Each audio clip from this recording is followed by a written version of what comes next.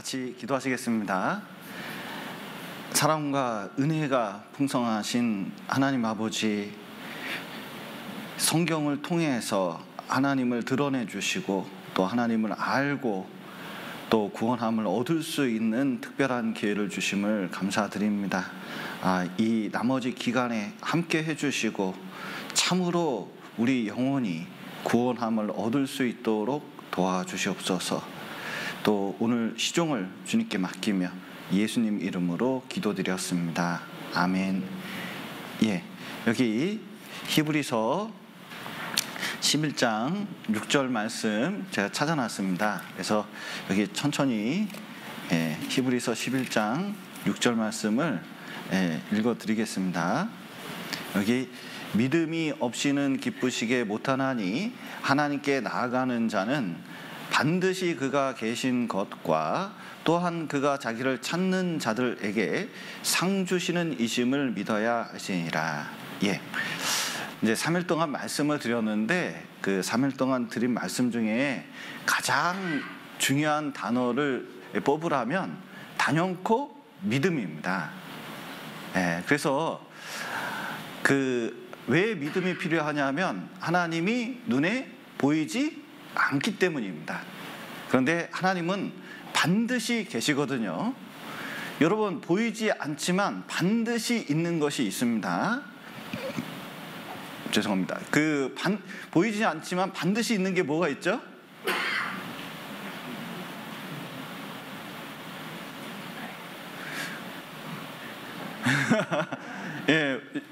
보이지 않지만 반드시 있는 것들이 있습니다. 뭐가 있을까요? 얼마나 많은지 몰라요. 잘 생각해 보시면 첫날도 말씀드렸는데 먼저는 보이지 않지만 전파가 반드시 있을까요?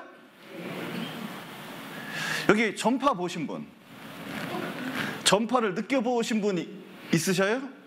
소리를 들으신 분 계십니까? 전파는 사실은 소리도 별로 들리지도 않아요. 그렇지만 지금 전파를 사용하는 시대에 전파가 있는 것을 모르는 사람이 없습니다. 근데 어떻게 알까요? 옛날 사람들은 생각도 못했거든요. 지금 있는 사람은 전파가 있다 없다를 금방 알아요. 왜 그렇죠? 핸드폰이라는 매개체를 통해서 이제 느껴보니까 믿음으로 전파를 여러분들은 보고 계신 겁니다. 그런데 믿음이 한 번 생기면 없어질까요? 안 없어질까요? 안 없어져요. 안 없어져요. 왜냐하면 전파가 있는 것이 사실이기 때문에 그렇습니다. 제가 앞에서 눈에 보이지 않는 전파가 없습니다, 진짜 없어요, 아무리 주장을 해도 여러분 마음속에는 무슨 생각이 들어요? 전파는 있는데 이러실 거예요. 그러니까 왜냐하면 전파는 실제 있기 때문에 그게 실제 믿음입니다. 그러니까 믿음은 사실이어야 돼요. 여기 보셔요. 또 보이지 않지만 반드시 있는 것 중에 하나가 공기입니다. 여러분, 좀 공기가 좀 느껴지셔요? 공기 있구나, 이게 느껴지십니까? 아마 여러분은 아침마다 느낄지도 모르겠어요. 자꾸 뭐가 어깨를 누르는 것 같죠? 그렇지 않으세요? 그게 공기입니다. 사실은 공기가 저 대기권까지 있어가지고 일기압으로 우리를 계속 누르고 있어요. 그게 힘들어요, 자꾸. 그런데 실제로 보이지 않지만 우리가 숨을 쉬고 그리고 이제 때때로 바람이 불거나 할 때 공기가 있다는 걸 느낍니다. 또 보셔요. 여러분, 소리가 좀 보이십니까? 소리는 눈에 보이지 않지만 내가 지금 어떻게 하고 있어요? 귀로 듣고 있잖아요. 이게 반드시 있는 거예요. 그리고 확실한 거, 도대체 과학적인 증거를 할 수 없는 것이 있습니다. 그 중에 하나가 뭐냐면 마음입니다. 참 신기한 것은 여러분, 마음을 무게로 달 수가 있나요? 여러분, 마음을 길이로 잴 수가 있나요? MRI 찍으면 마음이 나옵니까? CT를 찍으면 마음이 나옵니까? 이 속에 있는 내장 기관만 나오지 마음은 안 나와요. 그런데 여러분, 마음 있어요? 없어요? 예, 제일 이 세상에서 섭섭할 때가 뭐예요? 내 마음 몰라줄 때. 남편이, 아내가, 자식이, 친구가 내 마음 몰라줄 때 어때요? 섭섭하잖아요. 그런데 이 마음 때문에 생기는 문제가 얼마나 많습니까? 그러니까 이제 실제로 마음이 중요한데 사실은 눈에 보이지 않아요. 알 수가 없어요. 진짜 남편이 밖에 나갈 때 분명히 아내 기분이 좋았거든요. 돌아왔는데 말을 안 해. 왜 그런지 모르겠어요. 그때 남편의 마음이 뭔지 아세요? 제발 아내 마음이 뭔지 좀 알고 싶다. 이런 게 있거든요. 그래서 실제로 보이지 않지만 뭐가 있어요? 마음은 반드시 있는 것처럼 실제로 이게 영혼의 작용입니다. 놀라운 것은 이런 마음이나 이런 모든 것들이 누구에게서 나왔냐면 하나님에게서 나온 거예요. 그래서 하나님은 눈에 보일까요? 눈에 보이지 않으실까요? 예, 하나님의 존재 방식이라고 그러는데 있는 모습이 여러분 전파의 존재 방식 뭐죠? 예, 소리의 존재 방식 뭘까요? 아, 목사님 진짜 어려운 말 많이 하셔. 근데 이거 뭐 물리적으로 여러 가지 설명, 파동이라고 말씀드릴 수 있지만 중요한 것은 잘 모르잖아요. 보이지 않는 것이에요. 그러나 있잖아요. 하나님은 존재 방식이 영이라고 하는데 그 영은 눈에 보일까요? 보이지 않을까요? 보이지 않아요. 그런데 틀림없이 계십니다. 우리 영혼도 있다는 것을 얼마나 많은 의학자들이, 과학자들이 밝혀냈는지 몰라요. 그런데 그게 아니더라도 나는 알아요. 내 마음속에 뭐가 있어요? 영혼이 있어요. 그러니까 쉬운 말로 뭐냐면 생각이 있어요. 여러분 생각이 있어요? 예, 마음 있어요? 예, 마음이 있어요. 그게 다 뭐예요? 영혼의 작용이에요. 영혼의 작용. 그러니까 영혼이 있어요. 그런데 그 영혼은 어디서 왔느냐? 하나님에게서 왔기 때문에 하나님을 부인할 수가 없습니다. 그래서 이제 육체가 다가 아니라 아하, 자, 보이지 않지만 확실히 있는 것 뭘까요? 하나님, 진짜 하나님이 계십니다. 그래서 자, 보이지 않는 이제 냄새를, 향기를 자, 어떻게 알 수가 있어요? 맡아보면 알 수 있잖아요. 냄새를, 소리를 아는 방법은 눈으로 보는 게 아니라 들어보는 거죠. 그리고 세균은 어떻게 봐요? 찾아보는 겁니다. 이게 현미경으로 찾아보는 겁니다. 그리고 전파는 매개체를 통해서 보는 거예요. 하나님은 어떻게 볼까요? 네, 배워보는 겁니다. 여태까지 배워본 거예요. 그래서 여기 보면 똑같은 단어가 나오죠. 뭘까요? 본다. 자, 하나님 어떻게 볼까요? 배워보는 겁니다. 그러니까 성경을 배워본 거예요.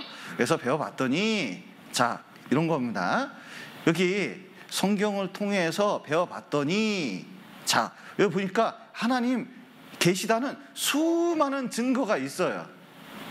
성경도 있고 여러분 하나님 계시다는 거 이 앞에 있는 성경만으로도 충분합니다. 그 옛날 사람들은 진짜 성경만 가지고도 하나님 계시다는 걸 충분히 알았어요. 그리고 자, 너무나 명백한 증거가 있죠. 이 자연 만물을 봐보셔요. 이게 신기하기 그지없습니다. 진짜 기가 막혀요. 그리고 과학을 하면 할수록 더 알게 됩니다. 이것이 인간의 수준을 뛰어넘는 분이 만들었다는 것을 알 수가 있어요. 그래서 창조주 하나님이 있구나. 그리고 하나님께서 이 땅에 역사했던 에덴 동산, 노아의 방주, 현재 이스라엘만 보더라도 뭘 알 수 있냐? 자, 결론이 이겁니다. 배워보니까 뭘 알 수가 있어요? 아, 하나님 계시구나. 그러니까 자, 이 증거를 통해서 뭐냐면 싹 들어서 이제 중요한 건 이겁니다. 믿음이 생겨야 돼요. 믿음이. 이게 보는 눈이 생겨야 돼요. 뭘 봐야 돼요? 자꾸 뭘 보라는데 뭐가 보여야지. 이런 분이 계시는데, 자, 뭘 봐야 돼요? 하나님 있구나. 이제 믿음으로 보면 이제 알게 돼요. 참 신기해요. 하늘을 봐도 하나님과 뗄 수가 없습니다. 왜냐? 그 하늘을 누가 만드셨어요? 하나님이 만드셨어요. 땅을 봐도 하나님을 부인할 수가 없어요. 이 땅 누가 만들었어요? 하나님이 만드셨어요. 그리고 자기 자신을 봐도, 자, 이렇게 생긴 것을 누가 만드셨어요? 하나님이 만드셨어요. 고추 하나를 보더라도, 먹을 거 하나를 보더라도 다 누가 만드셨어요? 하나님이 만드셨다는 것을 알게 됩니다. 그게 하나님을 보고 있는 거예요. 하나님을 봐야 돼요. 그리고 자기 인생살이, 그리고 가장 중요한 것은 하나님이 계신 영원한 천국, 그리고 내 영혼, 이걸 봐야 돼요. 그게 제대로 본 겁니다. 그래서 하나님께서는, 자, 사람을 보는데, 자, 사람 볼 때 제일 중요한 게 뭔지 아세요? 영혼을 보십니다. 여기 인간의 문제가 뭐냐? 하나님이 인간을 창조하셨는데 인간의 문제가 뭐냐? 에덴 동산부터 시작했는데, 자, 보세요. 먹지 말라는 선악과를 따먹었습니다. 자, 하나님은 어떤 분이시냐면 제일 중요한 게 이겁니다. 자, 하나님을 아실 때 천지 만물을 통해서 전능하시다는 걸 알 수가 있습니다. 이 능력이 무궁해요. 여러분, 우리는 매일매일 기적을 보고 있는 겁니다. 하늘을 보셔요. 진짜 이게 기가 막히게 무한한 우주를 보고 있는 거예요. 상상을 초월하는 걸 보고 있는데 매일매일 보니까 사람들이 감각이 없어요. 여러분, 별을 보십시오. 별은 얼마나 신기한지 몰라요. 진짜 신기해요. 그리고 별 얘기 하니까 별 얘기 하고 싶네요. 갑자기. 자, 보세요. 재밌는 얘기 하나 해드릴까요? 여기 그 별이 하나 있는데, 여기 지구가 있어요. 그런데 이 별이 여기서 도착하는데 예를 들어서 10만 년 걸린다고 생각을 해보죠. 10만 년. 자, 빛이 도착하는데 10만 년 떨어져 있어요. 그럼 뭡니까? 안 뭡니까? 멀어요.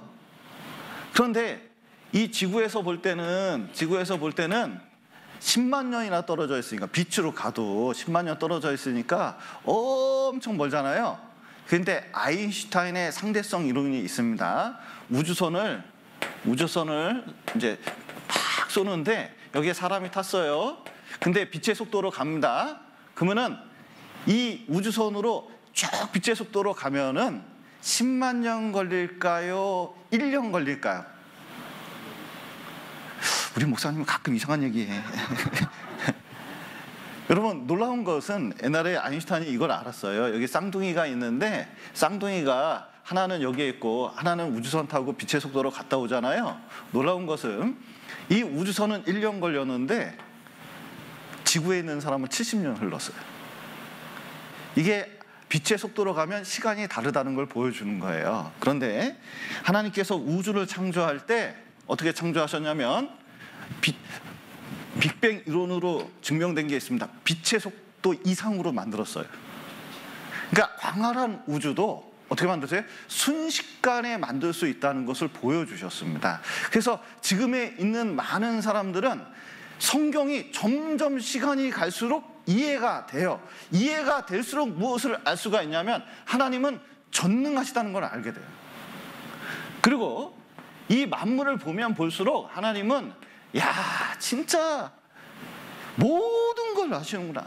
진짜 지혜로우시구나. 과학자 중에 과학자구나. 의사 중에 의사구나. 그걸 알 수가 있어요. 그래서 그 마취제를 발견한 영국의 이제 의사가 있는데 이 마취제 발견으로 노벨상을 받았나 그랬어요. 그래서 그 교수님 이제 마지막 강의신데 교수님 일생에 가장 위대한 발견은 뭡니까? 그랬더니 당연히 마취제일 거라고 생각했거든요. 뭐라고 말씀하셨는지 아세요? 나는 성경을 통해서 예수 그리스도 안 게 최고의 발견이다, 이렇게 얘기했습니다. 근데 이분이 성경을 보면서 뭘 봤냐면 아담을 잠들게 했잖아요. 그럼 푹 잠드는데 갈빗대를 뗐거든요. 그런데 여기에 외과 수술이 있는데 잠들었다, 이런 게 있으면 얼마나 좋을까 하고 발견한 게 마취제예요. 알고 보니까 성경에 수많은 그 내용들이 있다는 겁니다. 그래서 하나님의 지혜를 얻으려면 성경을 읽으면 좋아요. 전능하십니다. 전지전능하셔요. 그리고 영원하셔요. 진짜 시간 위에 계십니다. 자, 영원은 시작이 있을까요? 시작이 없을까요? 시작이 없어요. 그러니까 영원한 거예요. 우리는 유한한 시작이 있고 끝이 있으니까 이 영원을 머릿속으로는 단어는 아는데 이거를 정확하게 알 수가 없어요. 왜냐하면 모든 만물은 시작이 있거든요. 그래서 보셔요. 우주도 뻥 터져서 됐다는데, 뻥 터질 때 뭐가 생긴 거냐면 시간과 공간과 물질이 한꺼번에 생긴 거거든요. 한꺼번에 생겼는데 여러분, 아무것도 없는 상태에서 뭐가 생길 수는 없잖아요. 이 말을 이해하셔야 되는데, 자 보세요. 아무것도 없어요. 거기서 뭐가 탁 생길 수 있나요? 없어요. 그런데 갑자기 우주, 이 모든 것이 생겼다고 과학자들은 말하고 있는데 처음을 몰라요. 왜? 하나님을 부인하니까. 그러나 영원하신 하나님을 딱 전지전능하시고 영원하신 하나님을 넣잖아요. 이 세상 모든 것이 다 설명돼요. 저는 한 과학자로서 진짜 과학을 연구할수록, 배우면 배울수록 뭘 알게 되냐면 정말 하나님이 계시다는 것을 부인할 수가 없습니다. 모든 과학적 증거가 하나님에게 초점을 맞추고 있다는 걸 알게 돼요. 여러분, 하나님은 분명히 시간과 공간과 물질을 초월해서 계시고, 하나님이 계시다는 것은 뭐가 있어요? 영원한 세상이 있어요. 그런데 하나님이 누구를 만드셨냐면, 자, 사람을 만들었는데 전지전능하면 뭐합니까? 영원하시면 뭐예요? 나하고 상관없으면. 중요한 것은 그 하나님이 나를 사랑하셔요. 근데 중요한 건 뭐냐면 도덕을 만드신 하나님이, 자 보세요. 짐승은 도덕이 없어요. 짐승은 도덕이 없습니다. 짐승 도덕 있다는 얘기 들어보셨어요? 야, 진짜 이게 여기 야생 고양이들이 있잖아요. 딱 시간 되면요 집안에서 새끼 내쫓습니다. 심지어 새끼 낳다가 새끼가 조금 부실하잖아요. 놀라운 것은 낳은 새끼를 그거 잡아먹는다는 거 아셔요? 그 인간은 할 수 없는 짓을 짐승은 합니다. 심지어 황새 같은 경우는 형 황새가 동생 황새를 찍어 죽여도 뭐냐면 아무렇지도 않아요. 그런데 사람 안에는 뭐냐면 도덕이 있어요. 그 도덕은 어디서 오느냐? 양심은 어디서 오느냐? 하나님에게서 오는 거예요. 여러분, 양심 있으셔요? 양심 없는 사람 한번 봅시다. 양심 없는 사람. 여러분, 양심이 있으면 하나님 발견하기가 쉬워요. 저 전도해보면서 알았어요. 뭐냐면 양심껏 살려고 노력하는 사람은 자기가 하나님 앞에서 얼마나 죄인인지 알아요. 그런데 양심이 무뎌진 사람 있잖아요. 양심으로 자기를 비추는 능력 자체가 없기 때문에 그냥 극각거 그래버려요. 이게 양심이 하나님께서 주셨는데, 여러분 보셔요. 양심은 언제 나타나요? 죄질 때 나타나요. 그런데 양심이 발동하기 시작하잖아요. 항상 자기보다 수준이 높습니다. 어버이날 그 효행상을 대통령상 받은 사람이 있거든요. 30년 동안 남편이 죽었는데 시부모님을 홀로 모신. 그런데 인터뷰를 기자가 가서 하는데 뭐라고 그러냐면, 진짜 나는 죄인인데, 남편 잡아먹은 죄인인데 나를 이렇게 상을 주는 게 이해가 안 된다고. 양심이 있으면 자기가 어떤 사람인지 알게 돼요. 그런데 중요한 것은 하나님은 그 양심을 통해서 우리에게 뭘 가르쳐 주시냐면, 하나님은 죄가 있는 분일까요? 죄가 없는 분일까요? 죄가 없는 분이에요. 거룩하신 분이에요. 그런데 누구를 사랑해요? 사람을 사랑합니다. 네. 그래서 진짜 하나님 앞에서 하나님께서는 이 두 가지 딜레마가 있는데 그것을 십자가로 해결하려고 하셔요. 그래서 이 사람이 하나님 앞에서, 거룩하신 하나님 앞에서 얼마나 죄인인 것을 깨닫고 그 죄인이 하나님 사랑을 깨달으면 구원함을 얻을 수가 있습니다. 이게 핵심이에요. 그런데 사람이 모르는 게 뭐냐면, 하나님 앞에서 자기가 얼마나 죄인인지 잘 몰라요. 여기 한번 살펴보겠습니다. 여기 보시면, 자, 선악과를 따먹은 것이 하나님 앞에 죄입니다. 그래서 결국은 에덴 동산에서 쫓겨났어요. 거룩하신 하나님은 죄인을 그냥 둘 수가 없어요. 그런데 사람에게 양심을 주셨기 때문에 사람은 양심을 통해서 하나님을 알 수가 있는데, 양심만 조금 있어도 알 텐데, 사람은 양심이 셉니까? 죄가 셉니까? 양심껏 살면은 죄를 아는데, 죄에 물들기 시작하면 점점 양심이 쪼그라들어요. 노아 시대 때 그랬습니다. 죄를 얼마나 졌는지 물로 싹 쓸어버렸어요. 자, 보십시오. 여기 이 옷이 더러워졌습니다. 흰 옷이 더러워졌어요. 그러면 그 다음부터 이 흰 옷을 어떻게 해요? 빨아야죠. 세상에 죄로 물들었습니다. 물로 싹 쓸어버린 거예요. 자, 보셔요.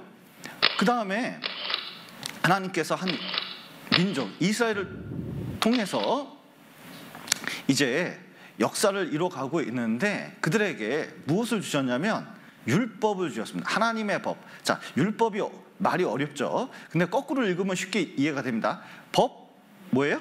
율. 무슨 법률이냐? 하나님의 법을 뭐라 그래요? 율법이라 그래요. 어렵게 생각할 필요 없습니다. 성경입니다. 하나님께서 하나님 뜻이 무엇인지, 하나님 계신지 직접적으로 주셨습니다. 근데 문제는 사람들이 세계에서 제일 많이 팔린 게 성경이거든요. 근데 성경 봐요, 안 봐요? 저 구원받고 알았어요. 구원받자마자 너무 이게 흥미 있어가지고 성경을 막 읽었거든요. 제 친구 20년 동안 교회 다닌 애가 있는데, 걔가 세례 요한은 제자 요한이 아니지? 그렇게 하더라고요. 조금만 읽어봐도 되는데 성경을 전혀 이해 못하고 있는 거예요. 읽지를 않은 거죠. 그러니까 뭐냐면, 율법을 주고 선지자들을 보내고 아무리 가르쳐도 듣질 않아요. 듣질 않고 뭐예요? 죄를 져요. 그래서 징계도 주고 여러 가지 방법을 썼는데 듣지를 않아요. 그러니까 하나님께서는 자비로우셔서 누굴 보내셨냐면 본인이 직접 이 땅에 오셨습니다. 그래서 성경을 직접 가르치고 구원의 길로 인도하려고 그렇게 애를 쓰셨어요. 심지어 십자가에 죽기까지 하셨습니다. 그런데 놀라운 것은 이 죽기까지 해서 전한 복음, 그 복음만 믿으면 되는데 그것을 안 받아들여요. 그래서 이스라엘이 2000년 동안 얼마나 징계를 받았는지 몰라요. 고통을 당했습니다. 그런데 놀라운 것은 이방인에게는 어떤 일이 있냐? 복음이 전해졌어요. 지금이 이방인의 시대, 교회의 시대입니다. 교회를 통해서 구원받은 사람의 무리가 교회거든요. 은혜로, 믿음으로 우리가 다 구원받을 수 있는, 뭐 이방인뿐만 아니에요. 유대인도 믿기만 하면 다 구원받을 수 있는 특별한 시대를 열으셨어요. 그래서 성경을 통해서 이거 듣기만 하면 돼요. 이번 주처럼 듣기만 하면 돼요. 우리 마음 문을 두들고 계셔요. 올바로 믿기만 하면 됩니다. 그런데 놀랍게는 이제 이 교회 시대도, 앞에 율법의 시대도 끝나고 양심의 시대도 끝났는데 이 교회 시대도 점점 끝나가고 있어요. 그걸 어떻게 할 수 있을까? 놀랍게도 전 세계에 흩어졌던 이스라엘이 돌아오고, 그리고 그 전 세계에 흩어졌던 그 이스라엘이, 그 조그만 나라가 강국이 되고, 또 그 땅이 황무지였는데 옥토가 된다는 거예요. 누가 봐도 이루어지지 않을 사실입니다. 아니, 2000년 만에 전 세계에 흩어졌던 유대 민족이, 어떤 민족이 돌아온 적이 있으며, 그렇게 죽음을 당했던 민족이, 자기들도 그렇게 생각했습니다. 아우슈비츠에 있어서 불과 100년 전만 하더라도 뭐냐면, 우리는 끝났다, 우리는 완전히 끝났다, 이렇게 생각을 했었어요. 그런데 그들이 강국이 되고 그들이 뭐냐면 돌아오고 땅이 회복을 하게 된 거예요. 그래서 어제 그들이 돌아온 것을 배웠는데, 자, 이스라엘이 어떻게 되느냐? 그들이 돌아올 때 어떻게 되냐? 이상하게 나무가 가지를 내요. 그리고 과실을 맺어요. 그리고 사람들은 갈고 싶습니다. 그래서 어떻게 되느냐? 여기가 장차 기경이 됩니다. 기름진 땅, 아주 황무하게 보이는, 도저히 회복 불가능하다고 한 땅이 기경이 된다는 거예요. 그리고 성읍들의 성벽과 거민, 뭐냐면 글로 사람들이 많이 살러 온다는 거예요. 여러분은 만약에 산다 그러면 어디서 사시겠습니까? 자, 1번 서울, 2번 정읍, 3번 노하도. 노하도가 물이 잘 안 나온대요, 요즘. 자, 어디 사시겠어요? 근데 왜 목소리가 힘이 없으셔요? 자신감이 넘치셔야 되는데. 그런데 자, 보세요. 마음은 서울이죠. 서울에 집 한 채만 있어도 얼마나 좋겠어요. 예. 근데 보세요. 이 노하도에 살려면 이게 살겠습니까? 돈이 있으면 노하도에서 살아요, 서울에서 살아요? 노하도도 괜찮아요? 네. 그런데 노하도도 괜찮아요. 그런데 진짜 물이 없는 곳, 그리고 농사도 안 되는 곳, 진짜 그 전쟁이 많은 곳, 거기서 사람 살기 힘들잖아요. 그런데 사람이 모여든다는 것. 진짜 이스라엘이 그래요. 전쟁을, 우리는 6.25 해방 이후에 6.25 한 번 치렀잖아요. 전쟁을 4번이나 치렀습니다. 그런 나라에 어떻게 갈 생각을 하겠어요? 자기 동포라고 2000년 만에 그것도? 그런데 돌아가고 있다는 거예요. 그리고 그 땅이, 여기 마크 트웨인이 보면, 트웨인이 지금부터 이제 약 150년 전에, 아니 이스라엘 가봤더니 여행기를 썼는데, 야, 40마일, 무슨 뜻이냐면 전체를 돌아다녀 봤는데, 야, 여긴 살 땅이 아니다, 인간이 살 땅이 아니라는 거예요. 지옥 같은 길이라는 거예요. 그래서 사람이 거의 살지 않았습니다. 여기 유대인이 겨우 와가지고 황무지 개간해가지고 이제 살아보려고 왔는데, 이게 겨울에만 겨우 비가 500mm 정도 내리고, 봄, 여름에는 비가 안 와요. 농사 짓겠습니까? 안 짓겠습니까? 아유, 이거 뭐 농사, 땅도 석회암이에요. 그래서 비가 안 오면 단단해요. 이거 어떻게 농사 짓는다고 이렇게 왔을까? 그런데 놀라운 것은 유대인들은 대단해요. 와가지고 진짜 물 부족 국가였는데, 이 갈릴리 호수 얼마나 큰지 바다라고 그러는데, 거기서 물을 끌어올려 가지고, 지금은 또 갈릴리 호수는 수자원이라고 보호해요. 바다에서 물을 끌어다가 해수 담수하라 그러죠. 물을 민물로 만들어서 쓰고 있어요. 그래서 여기 장치를 만들어 가지고 물을 뽑아 가지고, 여기 보셔요. 여기 나무 하나 심으면 뭐가 와요? 파이프가 옵니다. 난 이 파이프가 너무 신기한데, 이것도 50년 전에 만들었다는 게 너무 신기해요. 특허를 냈는데 구멍을 뽕 뚫으면, 여러분, 물이 찍 나옵니까? 한 방울씩 떨어집니까? 보통 찍 나오잖아요. 이건 한 방울씩 떨어져요. 그러니까 여기 나팔꽃을 심었는데 물이 없잖아요. 그럼 파이프로 둘러요, 이렇게. 그 다음에 그 근처에다 구멍을 못으로 톡 찍으면 됩니다. 그런 파이프를 만들었어요. 그래가지고 보세요. 화단을 꾸몄는데 나팔꽃을 심었습니까? 파이프를 심었습니까? 이래가지고 꾸며서 놀라운 것은 이런 척박한 땅을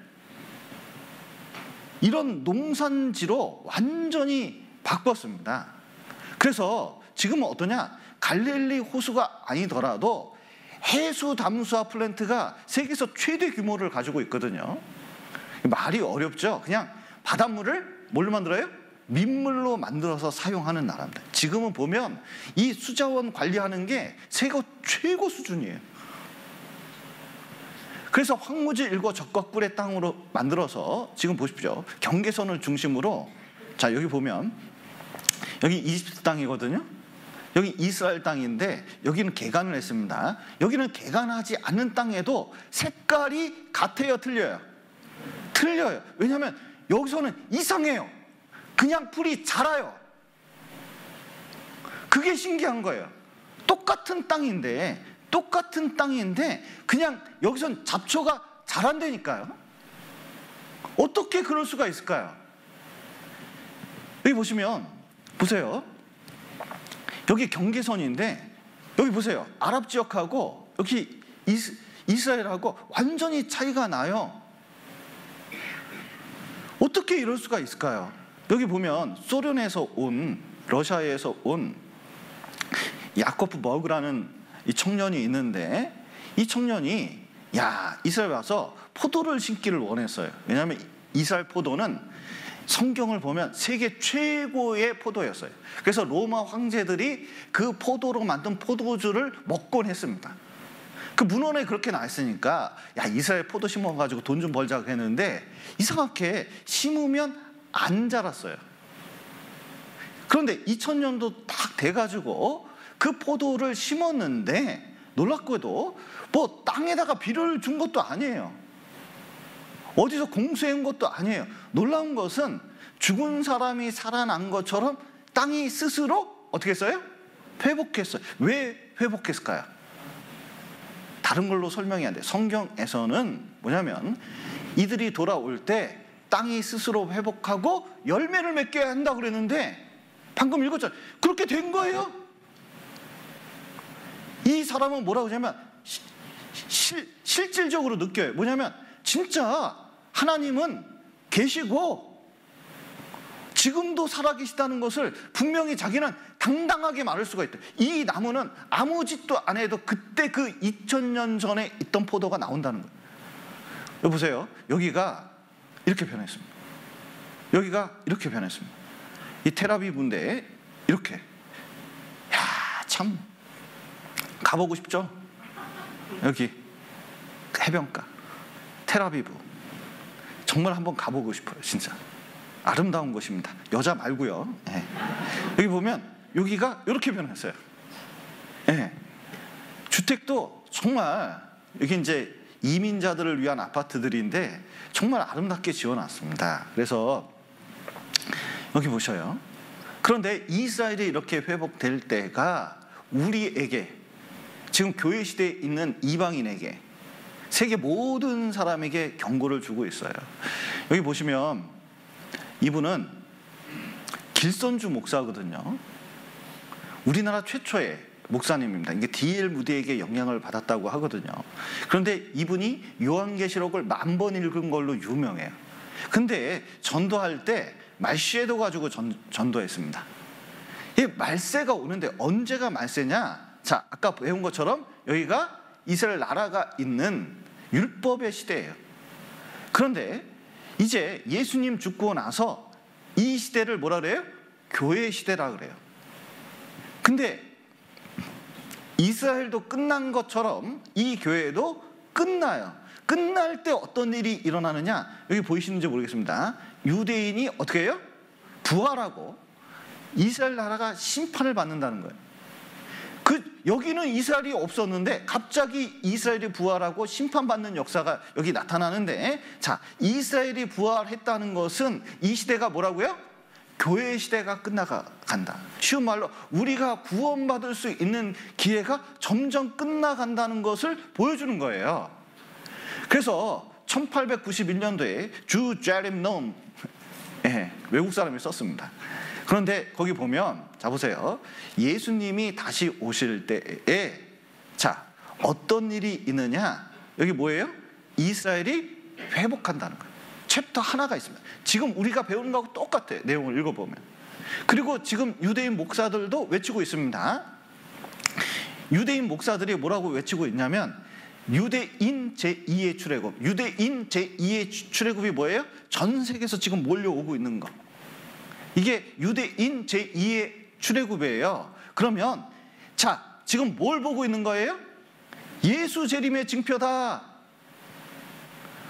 하나님이 살아계실 뿐만 아니라 점점 마지막이 가까우고 있다. 이 사람은 하버드 대학과 히브리 대학 석사를 겪은 굉장히 유능한 목사님입니다. 그런데 현재 이스라엘을 보면 뭘 확신할 수가 있어요?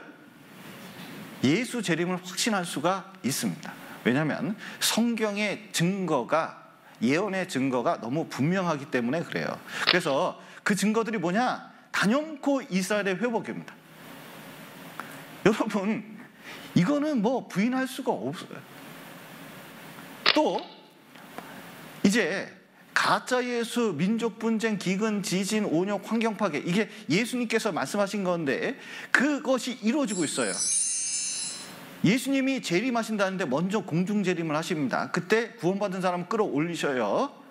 그 다음에 이제 7년 환란이 이루어지는데 그때 3년 반, 3년 반으로 나뉘어집니다. 전 3년 반, 후 3년 반, 보통 이제 신학자들이 얘기하고 있는데 전 3년 반은 뭐냐면 거짓 평화 시대, 나머지 3년 반은 극심한 환란이에요. 그래서 전 3년 반 기간에 뭐가 이루어지냐면 이렇습니다. 유럽이 하나가 된다는 거예요. 유럽이 점점 하나가 돼요. 그리고 세계가 결국은 하나가 됩니다. 이것이 점점 이루어지고 있는 것을 뭐 시간이 없어서 이제 말로 좀 말씀을 드리면 유럽은 하나가 이미 됐어요. 제가 구원받을 당시만 해도 제가 93년도에 구원을 받았는데 구원받을 때 성경 강연에 들으면서 유럽이 하나가 된대요. 그런데 저는 그거 너무 좀 황당하다고 생각을 했습니다. 여러분 보십시오. 전쟁을 치른 나라들이 하나가 될 수 있을까? 우리나라가 북한하고 관계가 있고 그 다음에 일본하고 관계가 있고 중국하고 관계가 있는데 피부색이 비슷하다는 이유로 여기 중국, 일본, 북한, 일본까지 한 나라가 될 수 있을까요? 여러분 희한해요. 우리의 소원은 뭐죠? 통일 그랬는데 요즘 애들은 우리의 소원은 통일이 무슨 말인지 잘 몰라요. 여러분 북한하고 통일하고 싶습니까? 요즘 물어보면요 통일 굳이 해야 돼? 이런 분위기입니다. 왜냐하면 통일하면 우리가 먹여 살려야 돼요. 그냥 그대로 있는 게 좋다고 생각하는. 그리고 북한은 북한 정권 이제 그 체제를 인정하고 그냥 마무리 짓고 싶은 그런 생각이 있는 거예요. 그런데 놀랍게도 한 나라가 된다고요? 이런 감정을 가지고. 근데 1차 대전, 2차 대전 겪으면서 독일, 프랑스, 영국은 이게 지나치게 싸웠거든요. 근데 한 나라가 된다? 그런데 뉴스를 보는데 정치인들이 계속 유럽 시민들에게 얘기를 하는 거예요. 이거 한 나라가 돼야 된다고. 저 미국을 보라고. 유럽이 미국에 밀리면 안 된다. 이거 한 나라가 돼야 힘이 있다. 자꾸 강조를 하는 거예요. 그랬더니 투표를 했습니다. 분명히 다 안 될 거라고 예측을 했는데 놀랍게도 50.1%, 50.3% 이런 식으로 통과해가지고 유럽이 진짜 하나가 됐어요. 통과가 됐다니까요. 저는 그때 깜짝 놀랐습니다. 왜냐하면 성경에 3000년 다니엘서부터 시작해서 수많은 내용들, 요한계시록 2000년 전에 이 수많은 내용들이 유럽이 하나가 된다는 내용이 확실한 거예요. 역사적으로도. 그 예언이 언제 이루어졌어요? 우리 시대에 이루어졌습니다. 그래서 유럽에 딱 가면은 비행장에 도착하면 통로가 2개가 있습니다. 통로가 2개가 있어요. 하나는 뭔지 아세요?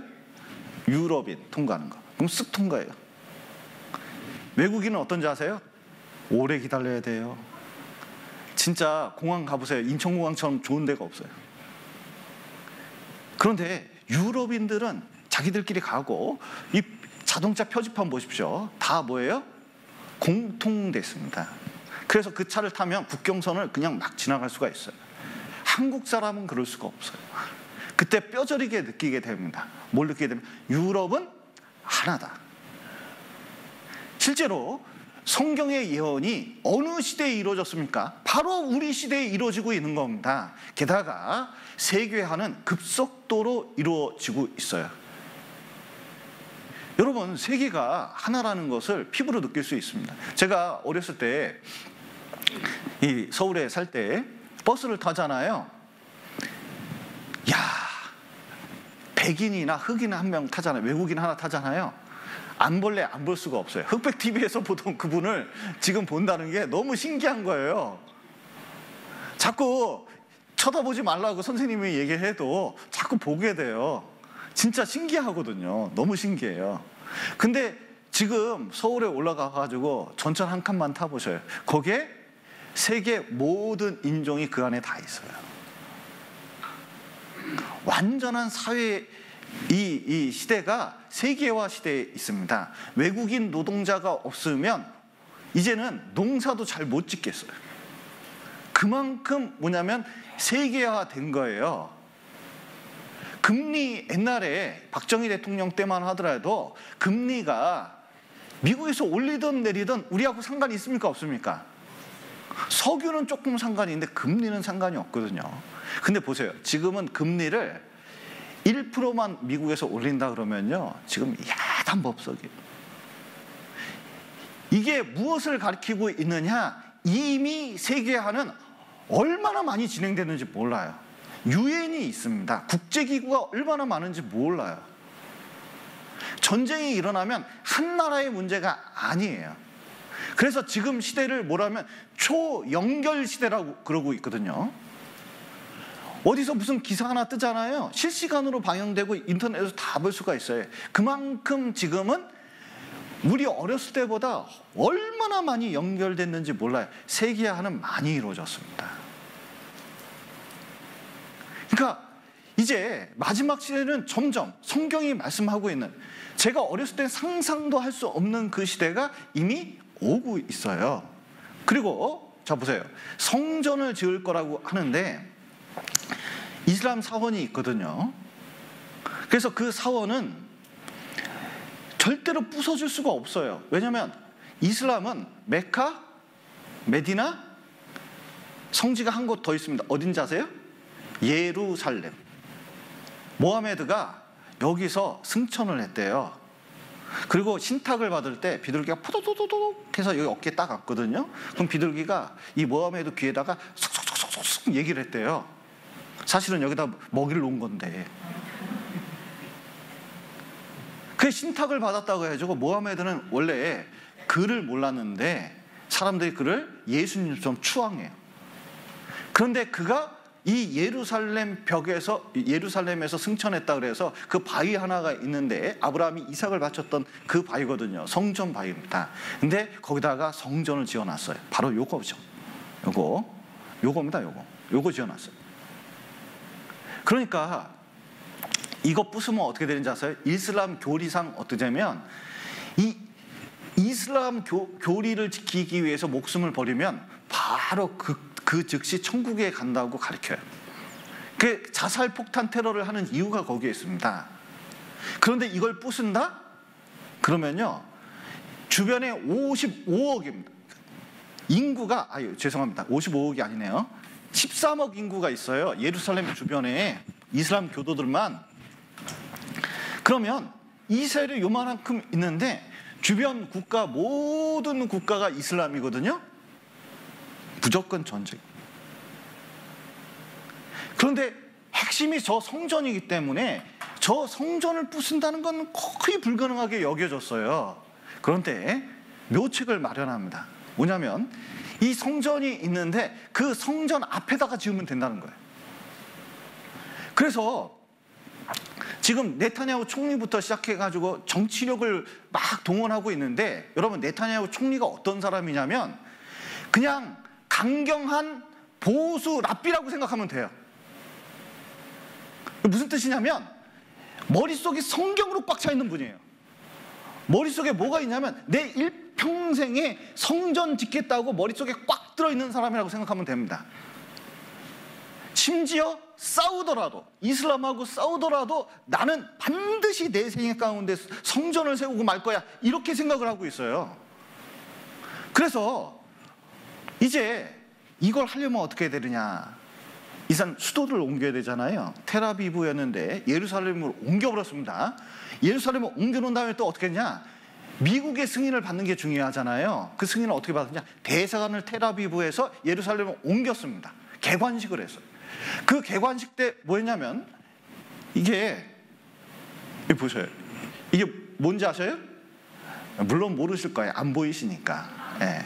이게 성전 기념 화폐거든요. 그러니까 그때 발행한 거예요.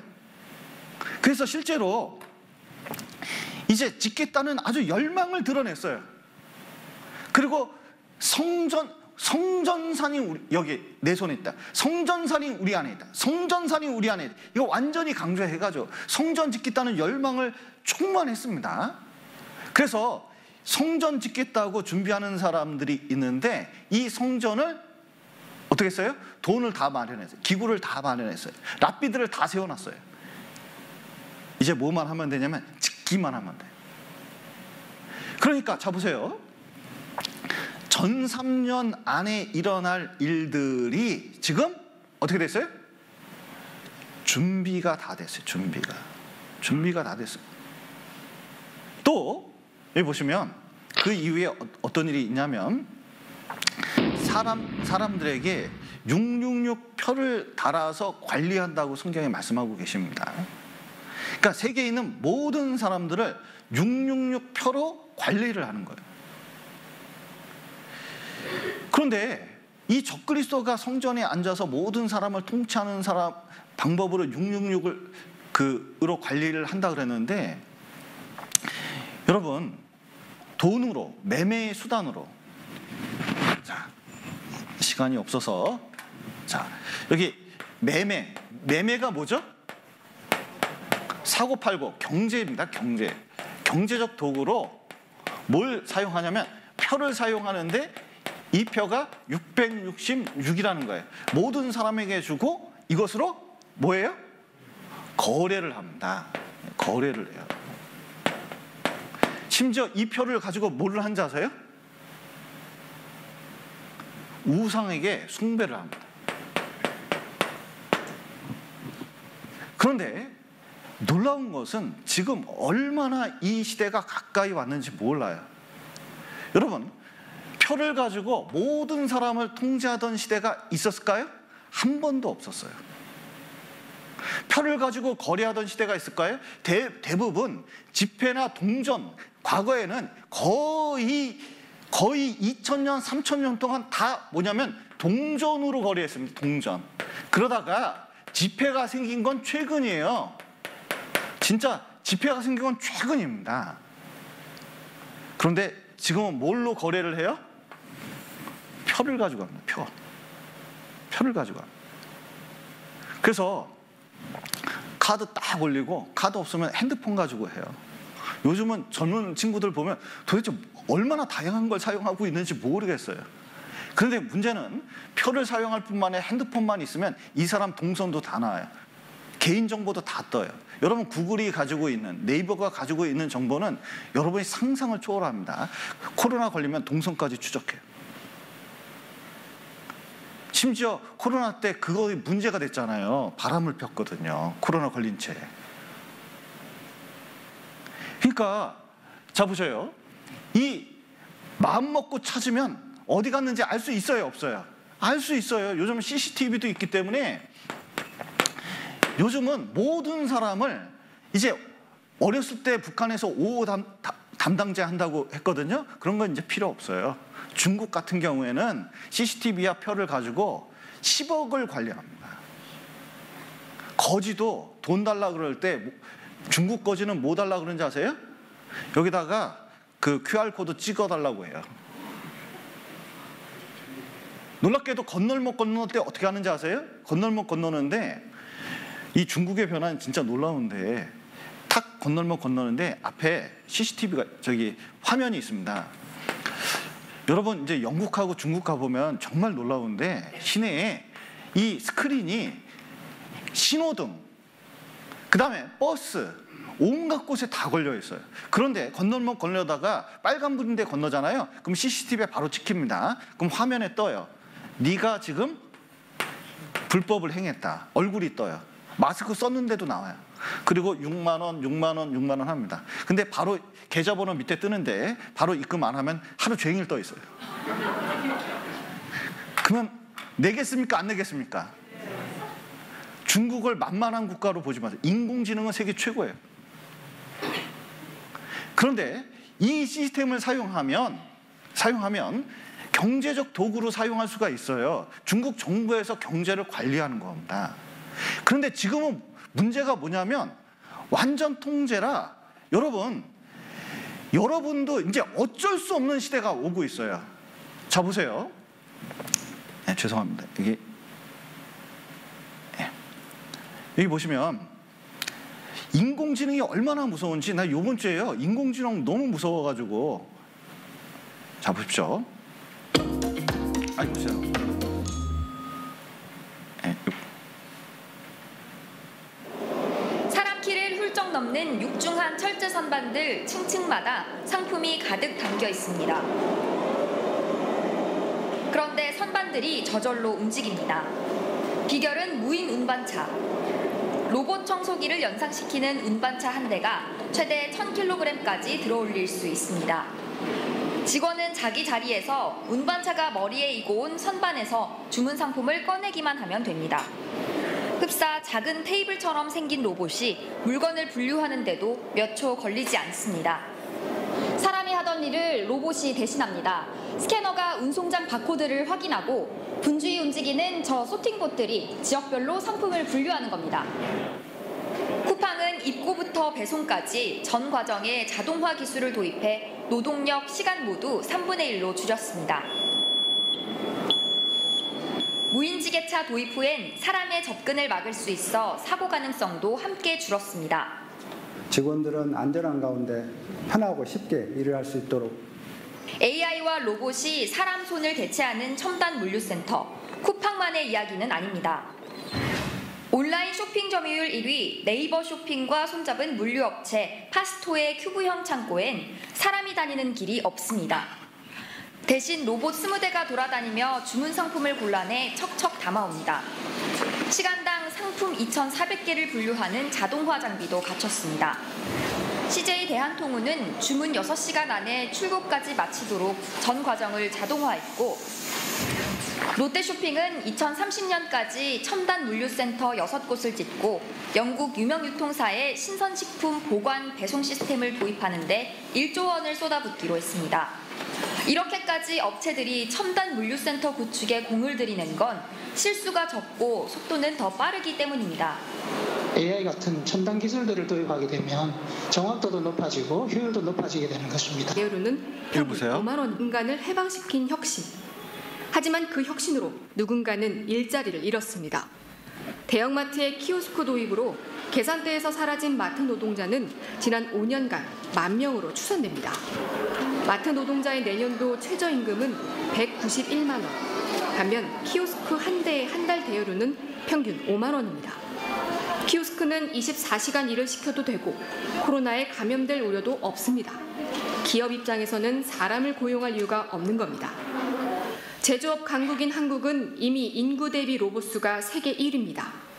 2위 일본, 3위 독일보다 거의 2배 가까이 많습니다. 우리보다 기술력이 뛰어난데도 독일의 로봇 수가 적은 건 국가 차원에서 일자리를 지키기 위해 일부러 속도 조절을 했기 때문입니다. 하지만 한국은 브레이크가 없습니다.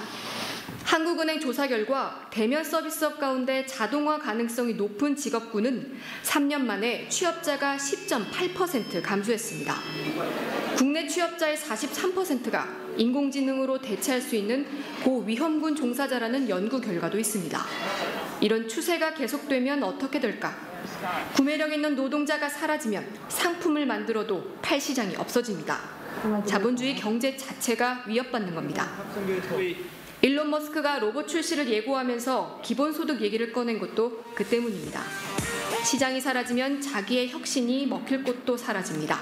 It is at the foundation it is labor. That's why I think long term that there will need to be universal basic income. 하지만 인류는 아직 노동하지 않은 인간, 노동 없는 소득을 경험해 본 적이 없습니다. 어느 나라도 이것을 해본 적이 없기 때문에 자칫 잘못하면 디스토피아로 갈 수도 있어요. 이거는 실험이거든요, 실험. 굉장히 정밀하고 치밀하게 접근해야 될 이슈인 것 같아요. 우리는 아직 로봇을 맞이할 준비가 돼 있지 않습니다. 로봇을 피할 수는 없지만 속도를 늦추며 준비할 시간을 벌 수는 있습니다. MBC 뉴스 김유미입니다. 자, 이제 여기 보시면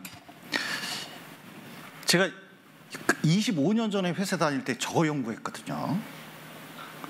그런데 분명히 기업이 이제 이명박 대통령 4대강 한다 그랬을 때 되게 웃었습니다. 제 전공이 유체역학이에요. 그리고 미래예요. 그런데 저거 가지고 일자리 창출한다는데 웃겼어요. 왜냐하면 기술이 발전하면 노동력이 필요가 없어요. 노동력이 필요 없고 기술만 사용하면 됩니다. 그러면 어떻게 되냐? 기업은 여러분 그때 당시에도 예상한 거예요. 기업은 최대 이익을 냅니다. 그러니까 사람은 없는데 나가는 돈은 없는데 기술을 사용해서 엄청난 돈을 긁어모아요. 근데 인구는 많아요. 엄청난 돈을 벌어요. 문제는 뭐냐면 기업이 이렇게 기술을 사용해서 많이 받아가면 뭐가 문제인지 아세요? 나머지 사람이 일자리가 없어요. 참 희한해요. 제가 대학 다닐 때만 해도 일자리가 너무 많아서 어디 갈까 고민했습니다.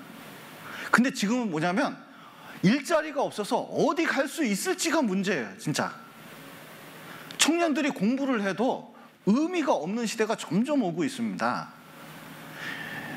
이번 주에 제가 지난주에 챗GPT라는 걸 사용해가지고 몇 가지 이제 글을 써봤거든요. 그리고 내용을 살펴봤더니 여러분 이제 과외 선생 필요 없어요. 진짜 과외 선생 필요 없더라고요. 숙제도 의미가 없어요. 그리고 지식이 그렇게 필요한 시대가 아니라는 걸 점점 깨닫게 돼요. 그러면 어떻게 되느냐? 사람이 일자리가 없잖아요. 먹고 살 게 없잖아요. 방법은 딱 하나입니다. 뭐냐면 이제 정부에서 이 기업에게 뭘 가져오냐면 세금을 떼야 돼요. 너무 막대한 돈을 가지고 있으니까 세금을 떼는 수밖에 없습니다. 세금을 떼는데 많이 떼야 되거든요. 공평과세로 많이 떼야 되는데 기업은 어떻게 하려고 그러는지 아세요? 항상 여러분 기업은 어떻게 하면 자선 사업이 아니에요. 이건 생존하려고 돈을 악착같이 모으는데요. 심지어 돈을 착취하는 경우도 얼마나 많은지 몰라요. 그리고 제일 많이 하는 게 돈을 숨겨두려고 합니다. 그러면 어떻게 하면은 이 기업도 문제예요. 이게 돈이 안 돌면 어떻게 되냐? 저 보세요. 살 사람이 없어요. 지금 금리가 오르니까 뭐 물건을 못 사겠잖아요. 살 사람이 없어요. 그러면 어떻게 돼요? 이게 경제가 악순환이 되는 거예요. 그래서 이제 경제학자들이 미래학자들 그리고 이거는 뭐 30년 전부터 연구가 된 거예요. 결론이 난 얘기입니다. 뭐냐면 기업에서 돈을 빼가지고 세금 매겨서 뭐냐면 기본소득 아까 얘기했잖아요. 기본소득을 일론 머스크도 얘기했는데 사람에게 주는 거예요. 그 전에는 아니 일한 만큼 받아가야지 어떻게 국가에서 돈을 주냐 이랬거든요. 근데 코로나가 큰 역할을 했어요. 한번 보도 보시죠. 국가에서 20만 원 재난지원금 20만 원 딱 받아보니까 받을만 해요. 아유 이런 거 하면 안 돼요. 자, 좀 더 줬으면 좋겠어요. 안 줬으면 좋겠어요. 아니, 마음이 저하고 똑같군요. 그런데 여러분 이거 실험해봤는데 세금을 한 국가에서 실험도 해보고 여러 가지 지금 이제 하고 있는데 개인당 130만 원을 줍니다. 이거 받을만 해요? 안 받을만 해요? 아유, 나는 이렇게만 줬으면 좋겠어요. 그런데 이거 줄 테니까 가서 뭐 하냐면 펴받으라는 거예요. 우상에게 절하고. 이게 핵심입니다. 인증받는 거예요. 근데 요즘 인공지능이나 로봇이 얼마나 발달했는지 여러분은 피부로 못 느끼겠지만 상상을 초월합니다. 완벽하게 인간을 통제할 수 있는 수준이 돼요. 그래서 한 정치인이 나타납니다. 저 같은 사람이 나타나서 여러분에게 얘기를 하는 거예요. 여러분, 먹기 살기 힘들죠? 그래놓고 뭐냐면 제가 AI 기술하고 여러 가지 기술을 통해서 이제 화폐를, 지폐를 다 없앨 거예요. 여러분, 왜냐하면 숨겨둔 돈이 너무 많거든. 지폐면 다 없애고 다 표로 하는데 이 표로 전산 처리해가지고 공평과세 모든 재산을 다 뛸 건데, 특히 이재용 회장님한테는 재산이 알고 보니까 10조가 아니네요. 한 30조 되네. 여기서 10% 뗄 겁니다. 그러면 3조예요. 이런 사람이 한둘이 아니에요. 그거 가지고 뭐예요? 여러분에게 이제 그 돈을 줄 테니까 표 받으세요. 이러면 안 받을 사람 있어요? 다 받아요. 다 받고 뭐냐면 저를 대통령으로 뽑아주세요. 그러면 뽑습니까? 안 뽑습니까? 확실한 데이터를 가지고 얘기하는데 말 안 들을 사람이 있을까요? 없어요. 여러분, 그 시대가 다가오고 있습니다. 실제로 지금 너무 빠른 속도로 돼 있어요. 여러분이 상상을 초월하는 속도로 되고 있다는 거예요. 그리고 이제 이 마지막에 잘 먹고 잘 사는 세상, 노동을 안 해도 되는 세상이 오는갑다 그랬는데 갑자기 러시아에서 이스라엘 침공하면서 더 큰 전쟁이 일어나서 이제 이것은 아마겟돈 전쟁인데 핵전쟁입니다.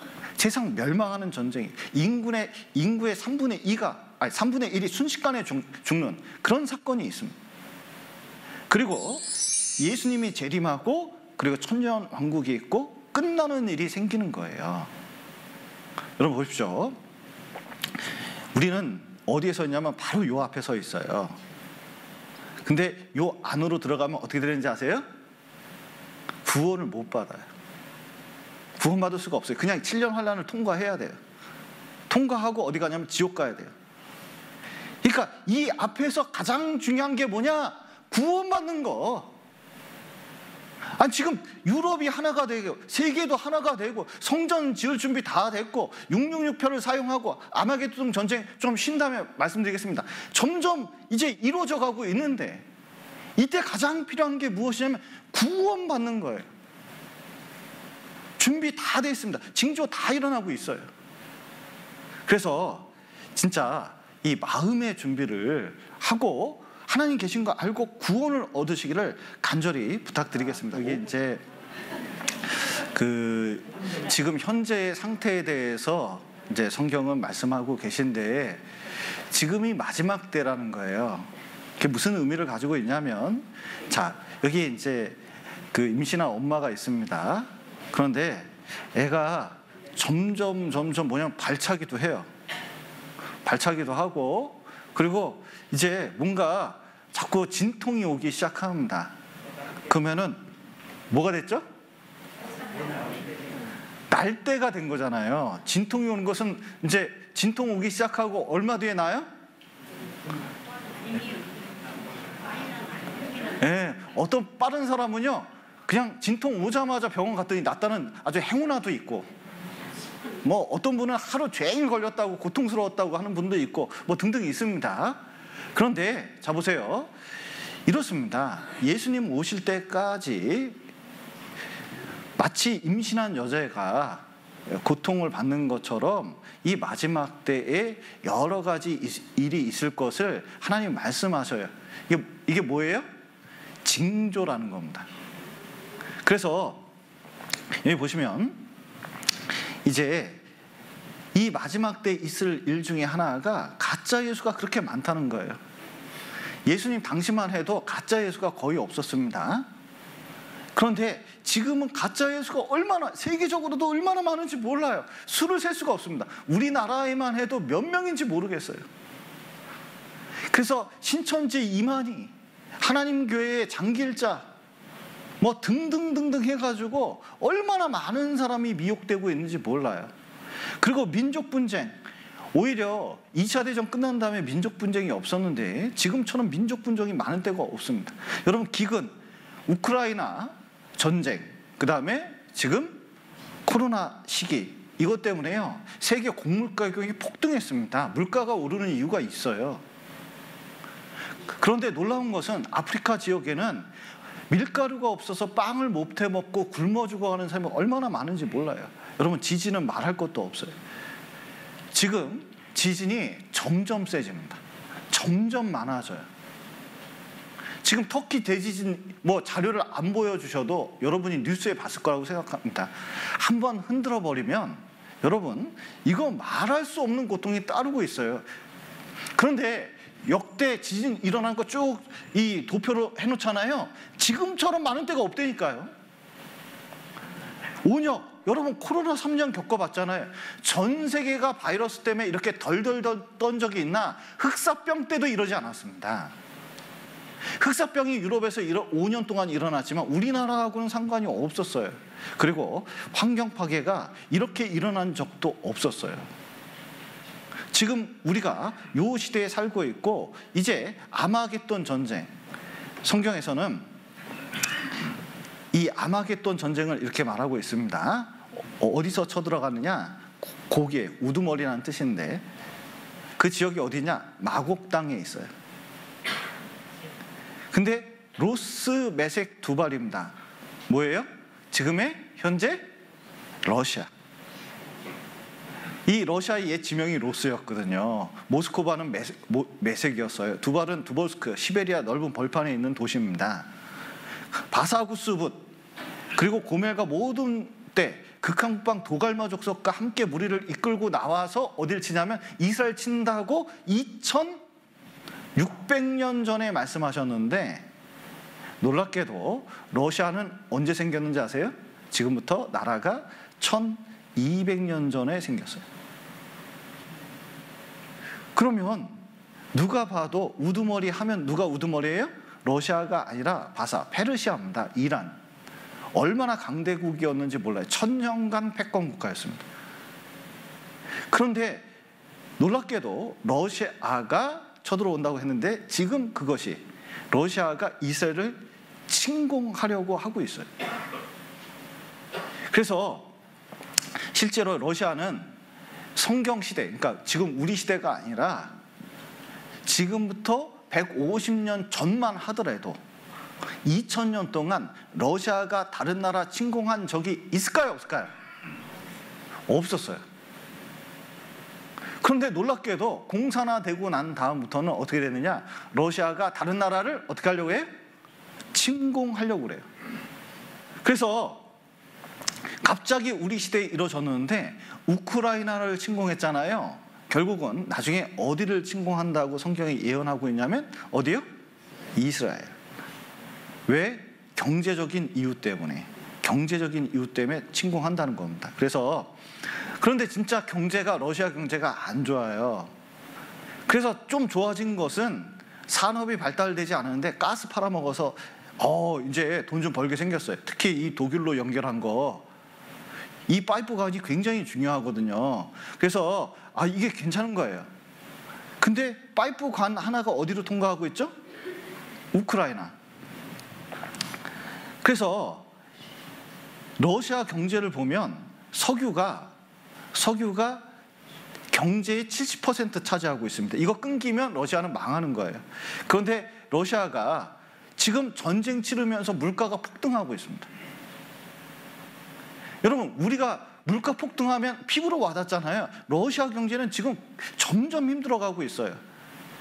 그래서 이 러시아는 항상 경제를 이거 해결하려면 어떻게 되느냐? 여기 크림반도, 얼지 않는 요 지역하고, 죄송합니다. 어디 갔지? 자, 요거 통과에 해군이 움직일 수가 있어요. 또 육지로는 이렇게 쭉 가는데 이스라엘 통과하는 땅이 있는데 그 나라들이 문을 열어주기 시작합니다. 놀라운 것은 이스라엘에서 먹을 게 생겼어요. 뭐냐면 세계에서 원유가 제일 많이 나와요. 천연가스도 얼마나 많이 나오는지 몰라요. 갑자기 2010년도부터 2010년도부터 나오기 시작했어요. 얼마 되지 않았습니다. 대단한 산유량이 알게 됐어요. 그래서 놀라운 것은 러시아가 침공하니까 러시아산 가스 쓰기 싫잖아요. 그래서 여기서 어떻게 하냐면 그리스까지 연결하면 다 연결되거든요. 지금 공사 중이에요. 그래서 러시아 우크라이나 전쟁은 이스라엘 기회가 될 수 있다. 가스 팔아먹자 했는데 놀랍게도 계약을 했어요. 그리고 이것 때문에 이스라엘은 항상 생각하고 있습니다. 우크라이나 전쟁은 이스라엘 전쟁 준비에 대한 경고다. 러시아가 침공할 수 있다. 늘 생각하고 있습니다. 그런데 혼자서 안 돼요. 저는 옛날에 이해가 안 갔거든요. 러시아 그 큰 나라하고 이스라엘 요만한 나라하고 싸우면 1대1로 다이다이 해도 세상말로 이거 끝나지. 그런데 놀랍게도 바사하고 스붓, 고멜 수많은 연합국가를 이룬다는 거예요. 근데 우크라이나 전쟁 치르면서 알았어요. 우크라이나 전쟁 일어나자마자 끝난다고 생각했거든요. 끝났습니까? 지금도 하고 있습니까?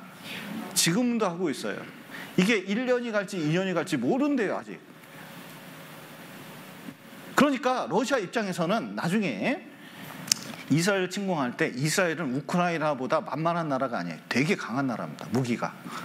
그러니까 올 때 연합국을 이루어서 뭐냐면 대판 들어가는 거예요.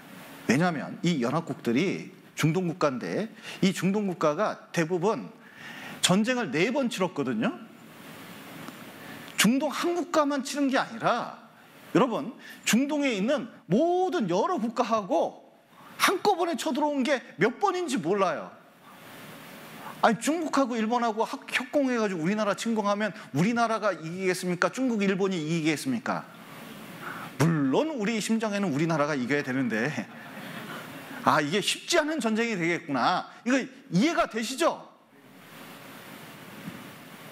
그런데 이 4번 침공해가지고 다 실패한 거예요. 피눈물을 흘리고 있습니다. 피눈물을 흘리고 있어요. 그러니까 이 중동의 똘마니 형이 뭐냐면 이 건달들의 형이 뭐냐면 이 보스가 러시아예요. 왜냐면 러시아제 무기 써가지고 침공했다가 늘 그렇게 됐거든요. 그러니까 맨날 형한테 얘기해요. 형 도와줘. 형 도와줘. 도와줍니까? 안 도와줍니까? 그냥 가고 싶은데 걸리는 게 많아요. 왜냐면 육군을 움직여야 되는데 갈 수 있는 땅이 없어요. 이 터키가 중간에 막고 있기 때문에 갈 수가 없는 거예요. 비행기로만 침공해가지고 이길 수 있는 게 아니잖아요. 크림반도를 점령을 해야 뭐냐면 해군을 동원해서 가는데 이 크림반도가 우크라이나 때문에 이게 만만치가 않은 거예요. 그러니까 크림반도 차지하려고 러시아는 얼마나 애를 쓰는지 몰라요. 그게 우크라이나 전쟁의 이유가 크림반도 때문에 그렇습니다. 여러 가지 이유가 있지만 가장 큰 것 중에 하나예요. 그래서 그랬는데 이제 자기도 너무 배고파요. 자꾸 중동 똘마니에게 도와달라고 그래요. 그러니까 연합국을 이뤄서 가자. 그래서 바사, 놀랍게도 한 번도 러시아 편이 아니었던 이스라엘가 최근 들어 친소입니다. 이디오피아도 마찬가지입니다. 6.25 전쟁도 우리나라에 참석을 했거든요. 이디오피아가.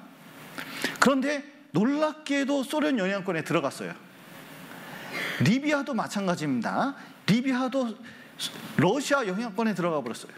우리 시대 고멜, 여기 도갈마, 이 도갈마는 터키를 얘기하는데 여러분 제가 전도 집회 옛날에 할 때는 이 도갈마가 터키인데 터키가 러시아 편 그거는 상상도 할 수가 없었어요. 아무리 봐도 터키는 침공이 안 된다고 생각을 했거든요. 그런데 이 터키가 지금 어느 나라 편이에요? 미국, 프랑스, 영국 편입니다. 그런데 갑자기 터키하고 러시아하고 뭐 했어요? 결혼해버렸어요. 그러더니 이스라엘에 삿대질하고 그리고 점점 터키가 이제 고립돼 가고 있습니다.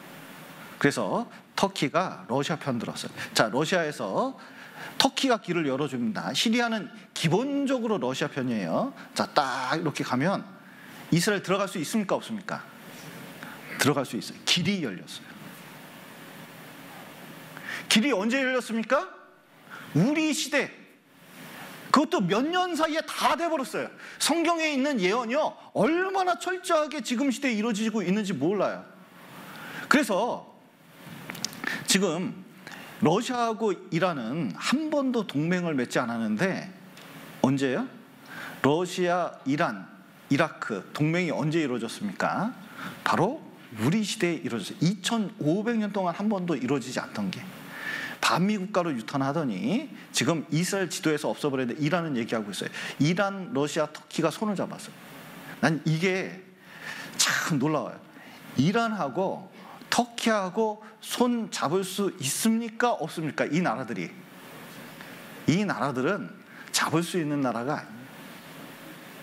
진짜 이게 서로 이단이라고 하기 때문에 종교적 분쟁 때문에 절대로 손잡을 수 없는데 손을 잡았어요. 그래서 러시아가 영향력을 피고 있는 나라들이 다 뭐예요? 성경에서 말하고 있는 나라에 딱 이렇게 쳐들어가면 돼요. 성경 각본대로 지금 어떻게 됐어요? 이루어졌습니다. 그리고 놀라운 것은 중국하고 러시아하고 사이가 좋습니까? 안 좋습니까? 지금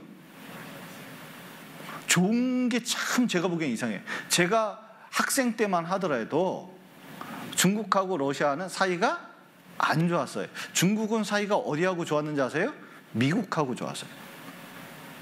그런데 국경 문제 때문에 사이가 안 좋다가 언제 좋아졌냐? 최근에 좋아졌어요. 그래서 동방에서 오는 왕들, 유프라테스 강이, 큰 강이 마르고 이제 전쟁을 위해서 그들을 모아서 아마겟돈이라 하는 곳으로 모은다고 돼 있는데 보세요. 중동 석유 문제가 있으면 중국은 가만히 있지 않습니다. 놀라운 것은 러시아가 이제 전쟁을 일으켰는데 자꾸 중국에게 도와달래요. 그런데 중국은 자본력과 첨단 기술이 있는데 이 중국의 문제가 하나 있습니다. 여태까지 역사 100년 사이에 전쟁해가지고 이긴 적이 한 번도 없다는 거 아셔요? 무슨 얘기인지 잘 모르실 것 같은데 보십시오. 영국하고 중국하고 싸우면 누가 이기겠습니까? 아편 전쟁 때 영국이 이겼어요. 여진족하고 중국하고 싸우면 누가 이기겠습니까? 여진족이 이겼어요. 그게 청나라 생긴 거거든요. 그러니까 중국이 외국하고 싸워가지고 역사상 이긴 적이 놀랍게도 한 번도 없다는 거 아세요? 일본하고도 싸워서 졌어요. 청일전쟁. 그러니까 중국은 항상 전쟁만 했다 하면 져요. 저렇게 큰데. 그러니까 이 전쟁 기술이 좀 필요한데 전쟁 기술은 러시아가 우크라이나에서 밀리고 있지만 확실히 자기들보다는 좋다는 것을 알고 있어요. 그리고 지금은 서로 공산국가이기 때문에 동지애를 느끼고 있습니다. 그래서 첨단 무기가 이렇게 많은데 놀랍게도 아까 요한계시록에 보면은 길이 생긴다고 그래요. 길. 근데 중국에서 어떤 정책을 피냐면 1대1로 길을 만든다는 거예요. 전 세계 길을, 중국에서 통하는 길을 만든다고 합니다. 근데 놀라운 것은 그 길이 이런 데 뚫어요. 여러분, 사막에 길 만들 이유가 뭐가 있어요? 이런 데 길 만들 이유가 뭐가 있어요? 근데 쭉 뚫어버리는 거예요. 그래서 지금은 어떠냐? 여러분, 북한만 길 열어준다면 차 타고 터키까지 갈 수 있을까요? 못 갈까요? 북한만 길 뚫어주면요, 야, 참 우리나라. 자, 우리나라는 섬입니까? 섬이 아닙니까? 우리나라는 섬이 아니에요. 우리나라는 육지입니까? 육지예요. 그런데 외국 갈 때는 다 어떻게 가는지 아세요? 차로는 못 가요. 육지인데 차로는 못 가요. 다 뭐예요? 배 타고 비행기 타고 가요. 왜냐하면 북한만 길을 열어주면 되는데. 그런데 길이 뚫려 있어요. 그래서 중국에서 터키까지는 금방 가버립니다. 그런데 이 넘어갈 때 여기 아타투르크 댐, 유프라테스 강이 막고 있거든요. 그런데 댐을 만들어가지고 이거 막으면 이게 말라버려요. 진짜 말라버립니다. 한 달 동안 흐르지 못한 적도 있어요. 그래서 여기입니다. 그래서 딱 마르면 중국이 여러분 보십시오. 이런 첨단 무기 세상에 뭐 인해 전술이 필요할까 하지만 지금 러시아 우크라이나 전쟁으로 알게 된 게 있어요. 첨단 무기도 있지만 뭐니 해도 군사 작전을 하는데 제일 중요한 게 뭐예요? 사람을 못 당해요. 중국 들어가면 이제 난리가 나는 겁니다. 그래서 지금 준비가 다 됐어요. 무기토 평원인데 여기가 무기토 평원입니다. 아마겟돈이라 하는 곳이에요. 그런데 거기 관광 표지판이 있는데 마지막 날에 전쟁이 일어날 거라는 거예요. 성경대로 사람들이 다 알고 있어요.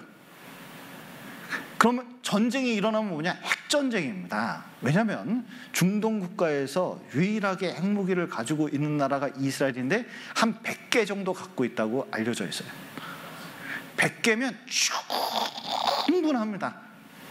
왜냐하면 한 나라를 멸망시키고 한 나라뿐만 아니라 여러 나라 멸망시키는데 충분해요. 러시아도 핵무기가 엄청 많아요. 그래서 전쟁이 일어나면 이제 한방 러시아도 알아요. 자, 이제 우크라이나 질질 끓이니까 어떻게 돼요? 너무 힘들어요.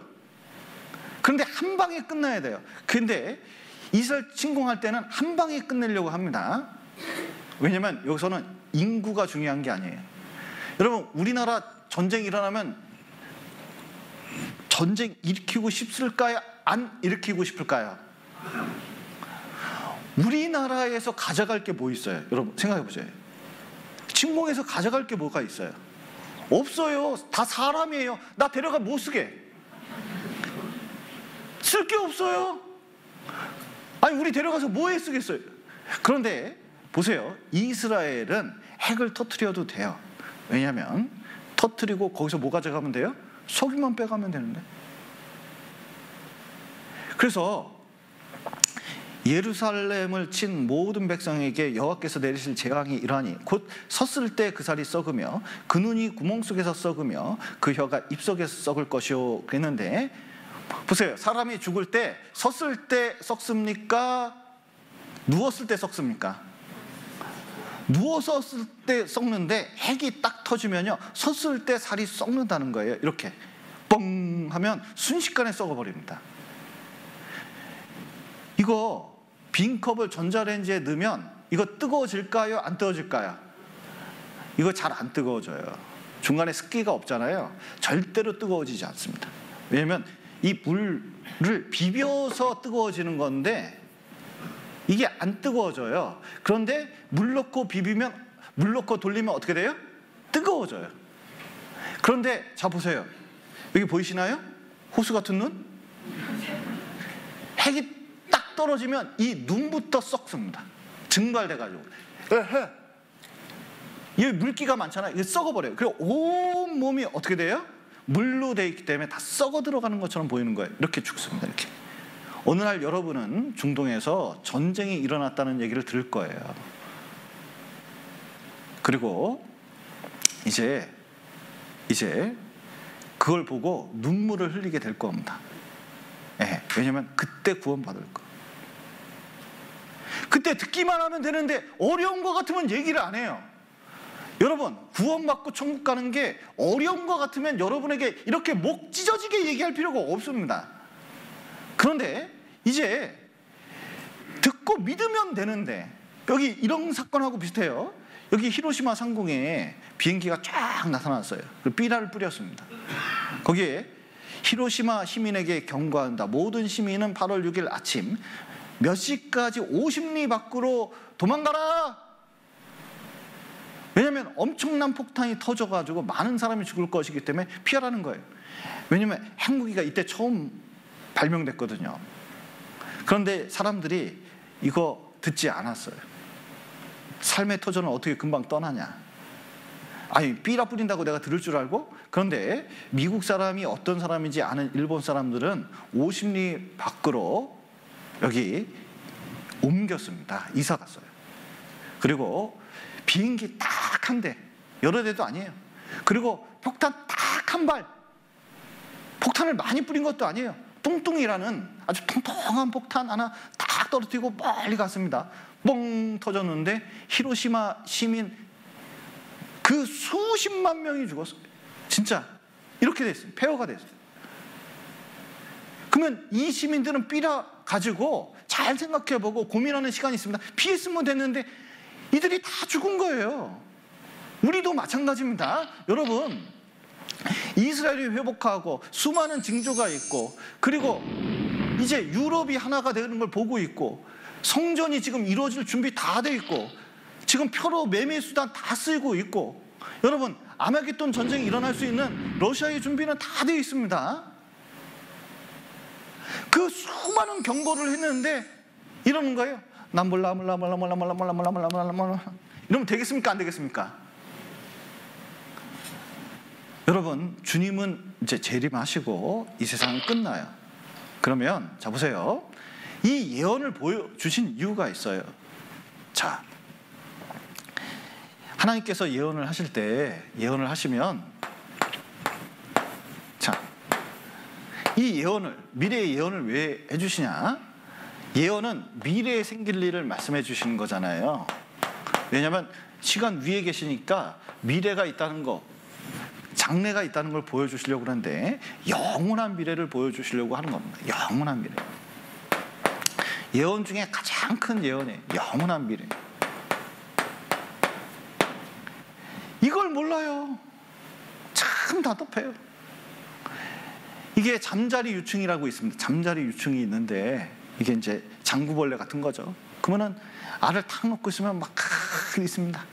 근데 잠자리 유충이 막 있으면서 물고기도 잡아먹고 풀도 올라가고 장난도 치고 재밌게 놀았대요. 근데 어느 날 잠자리 유충 하나가 요즘 되게 나 올라가고 싶어 막 그러는 거예요. 너 올라가면 끝나는 거야. 그런데 아니 가지 마 그래도요. 왠지 올라가고 싶은 거예요. 그래서 갈대를 하나 딱 잡고 막 올라갔습니다. 물 위로 가면 끝나는 거야. 그래도 올라갔어요. 올라갔더니 끝났어요. 또 다른 세상이 있어요. 또 다른 세상이 있어요. 쫙 있다 보니까 이게 이러고 있는데 점점 몸이 굳어지는 것 같아요. 그리고 번데기가 됐습니다. 아, 죽었구나 하고 한참 있는데 이 머리가 내 몸이 꿈틀꿈틀거리더니 여기가 쪼개졌어요. 그리고 싹 나왔는데 어떻게 됐어요? 날개가 생겼어요. 푸득 하는데 막 날기 시작하네요. 그 공중에서 쫙 밑을 내다다 보니까 물속에 있는 거하고 차원이 틀려요. 그래서 눈이 이만큼 커졌어요. 너무 놀래서. 그래서 이제 쭉 가다가 문득 너무 좋다 그랬는데, 자, 잠자리 옛날 친구들을 만나려고 했습니다. 잠자리 유충한테 가려고 이 물가로 막 왔어요. 막 왔는데 들어갈 수 있습니까? 못 들어갑니까? 못 들어가요. 잠자리 유충들은 이 안에서 뭐냐면 여기 이 위에 물 밖의 세계가 있다는 걸 생각해요? 못해요? 생각을 못하고 있어요. 그러니까 없다는 거예요. 그런데 물 밖의 세상이 있습니까? 없습니까? 물 밖의 세상이 있다니까요. 얼마나 많은 증거를 보여줘도 사람들이 그것을 생각 자체를 안 해요. 왜 생각을 안 하려고 할까요? 왜냐하면 기본적으로 우리나라 사람들은 이게 유교의 영향인데 뭘 제일 생각을 안 하려고 그러는지 아세요? 자기가 생각하기 제일 싫어하는 것이 뭔지 아세요? 죽음입니다. 죽음. 죽는 거 얘기하면 재수없대요. 그러니까 자기가 죽는 거에 대해서, 이 죽음이 얼마나 중요한 문제인데도 불구하고 그 문제에 대해서 깊이 생각하지 않습니다. 그리고 죽음 이후에, 죽음은 관문입니다. 그 이후에 영원한 세계가 있는데도 그걸 생각을 안 해요. 그러나 여러분이 믿건 안 믿건 간에 영원한 세계는 있습니다. 그건 사실이에요. 여러분, 먹구름이 잔뜩 끼어 있어도 그 위에 태양은 있을까요? 없을까요? 태양은 있어요. 눈에 보이지 않아도 소리가 있고 전파가 있는 것처럼 여러분이 영원한 세계를 보지 않아도 하나님이 계시다는 게 분명하기 때문에 영원한 세계가 있습니다. 그런데 둘로 나뉘어요. 하나는 하나님께서 예언하는 것이 가장 큰 게 영원한 지옥이 있고 영원한 천국이 있습니다. 둘 중에 하나인 거예요. 놀라운 것은, 잡으셔요. 이게 어르신들이 많이 계신데, 이 어르신들께서 뭐냐면 곧 어떻게 될지 모르잖아요. 자기 운명이라는 게. 진짜 객관적으로 얘기해서 진짜 안타까운 분들이 연세 드신 분들이에요. 제가 병원에 가신 암 치료하는 그 암 걸리신 분들 있잖아요. 곧 죽게 되신 분들. 암 환자들한테 전도하면서 깨달은 게 몇 가지가 있어요. 자, 곧 죽게 됐으니까, 자, 그 다음부터는 뭘 준비해야 돼요? 여러분이 만약에 죽게 되면 뭐부터 하시겠습니까? 뭐부터 하시겠습니까? 1번, 악착같이 살려고 약을 먹는다. 이거부터 하시겠습니까? 근데 대부분 이거부터 합니다. 이거부터예요. 죽어라고 이거부터 합니다. 두 번째는 의사가 어느 날 와서 얘기를 해요. 이게 이제 도저히 불가능하다고. 그러면 뭐부터 하는지 아세요? 그 다음부터는 유산 정리합니다. 그 무덤 알아보고 유산 정리해요. 세 번째는 뭐냐면 점점점인데 뭐냐면 진짜 어떻게 할 수가 없는 절망감에 빠지게 되는 거예요. 너무너무 당황스러워요. 제가 응급실 곧 죽게 되신 분들을 많이 만나봤습니다. 아마 여러분은 아버님, 어머님의 돌아가신 장면을 한 번도 못 봤을 거예요. 죽기 직전의 그 놀라움과 그 진짜 황당함은 이루 말할 수가 없어요. 여러분, 저는 그걸 많이 봤습니다. 왜냐면 뭐 어떻게 할 수가 없으니까. 그런데 그 뒤에 영원한 세계가 보이니까 막 뭔가 보이기 시작하는 거예요. 그럴 때 뭘 느끼게 되냐면 정말 준비할 것. 보세요. 우리가 생각하기에는 암이 걸려서 보통 3기면, 제가 전도하면서 깨달은 건데 3기 돼가지고 낫는 분을 거의 못 봤어요. 이때 진짜 필요한 것은, 자 보세요. 죽음은 피할 수 있습니까? 못 피합니까?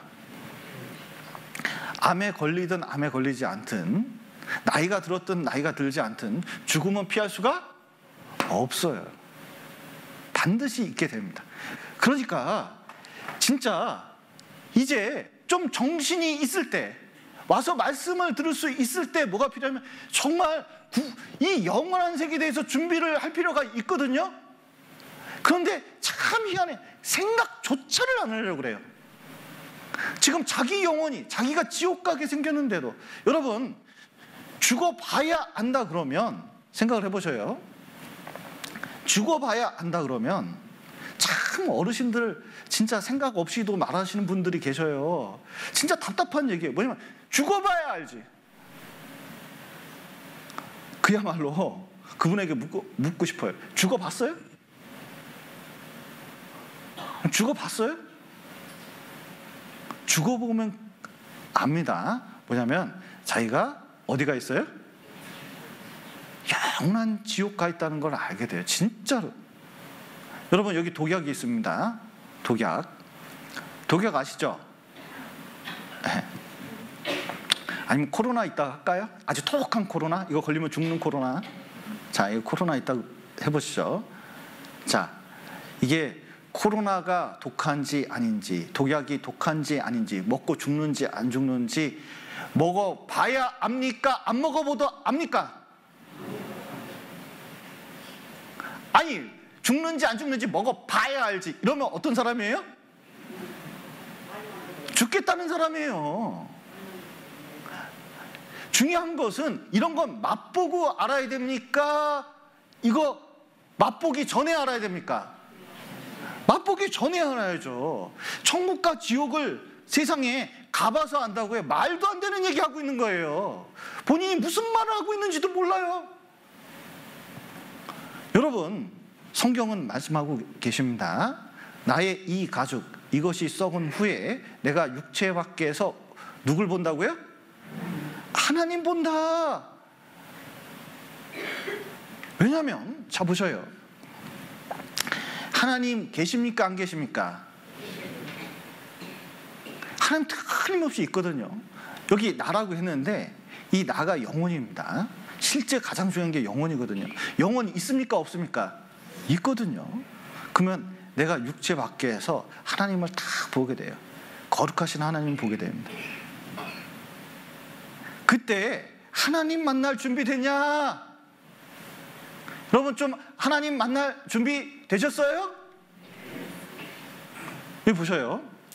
하나님 탁 만나면 이러십니다.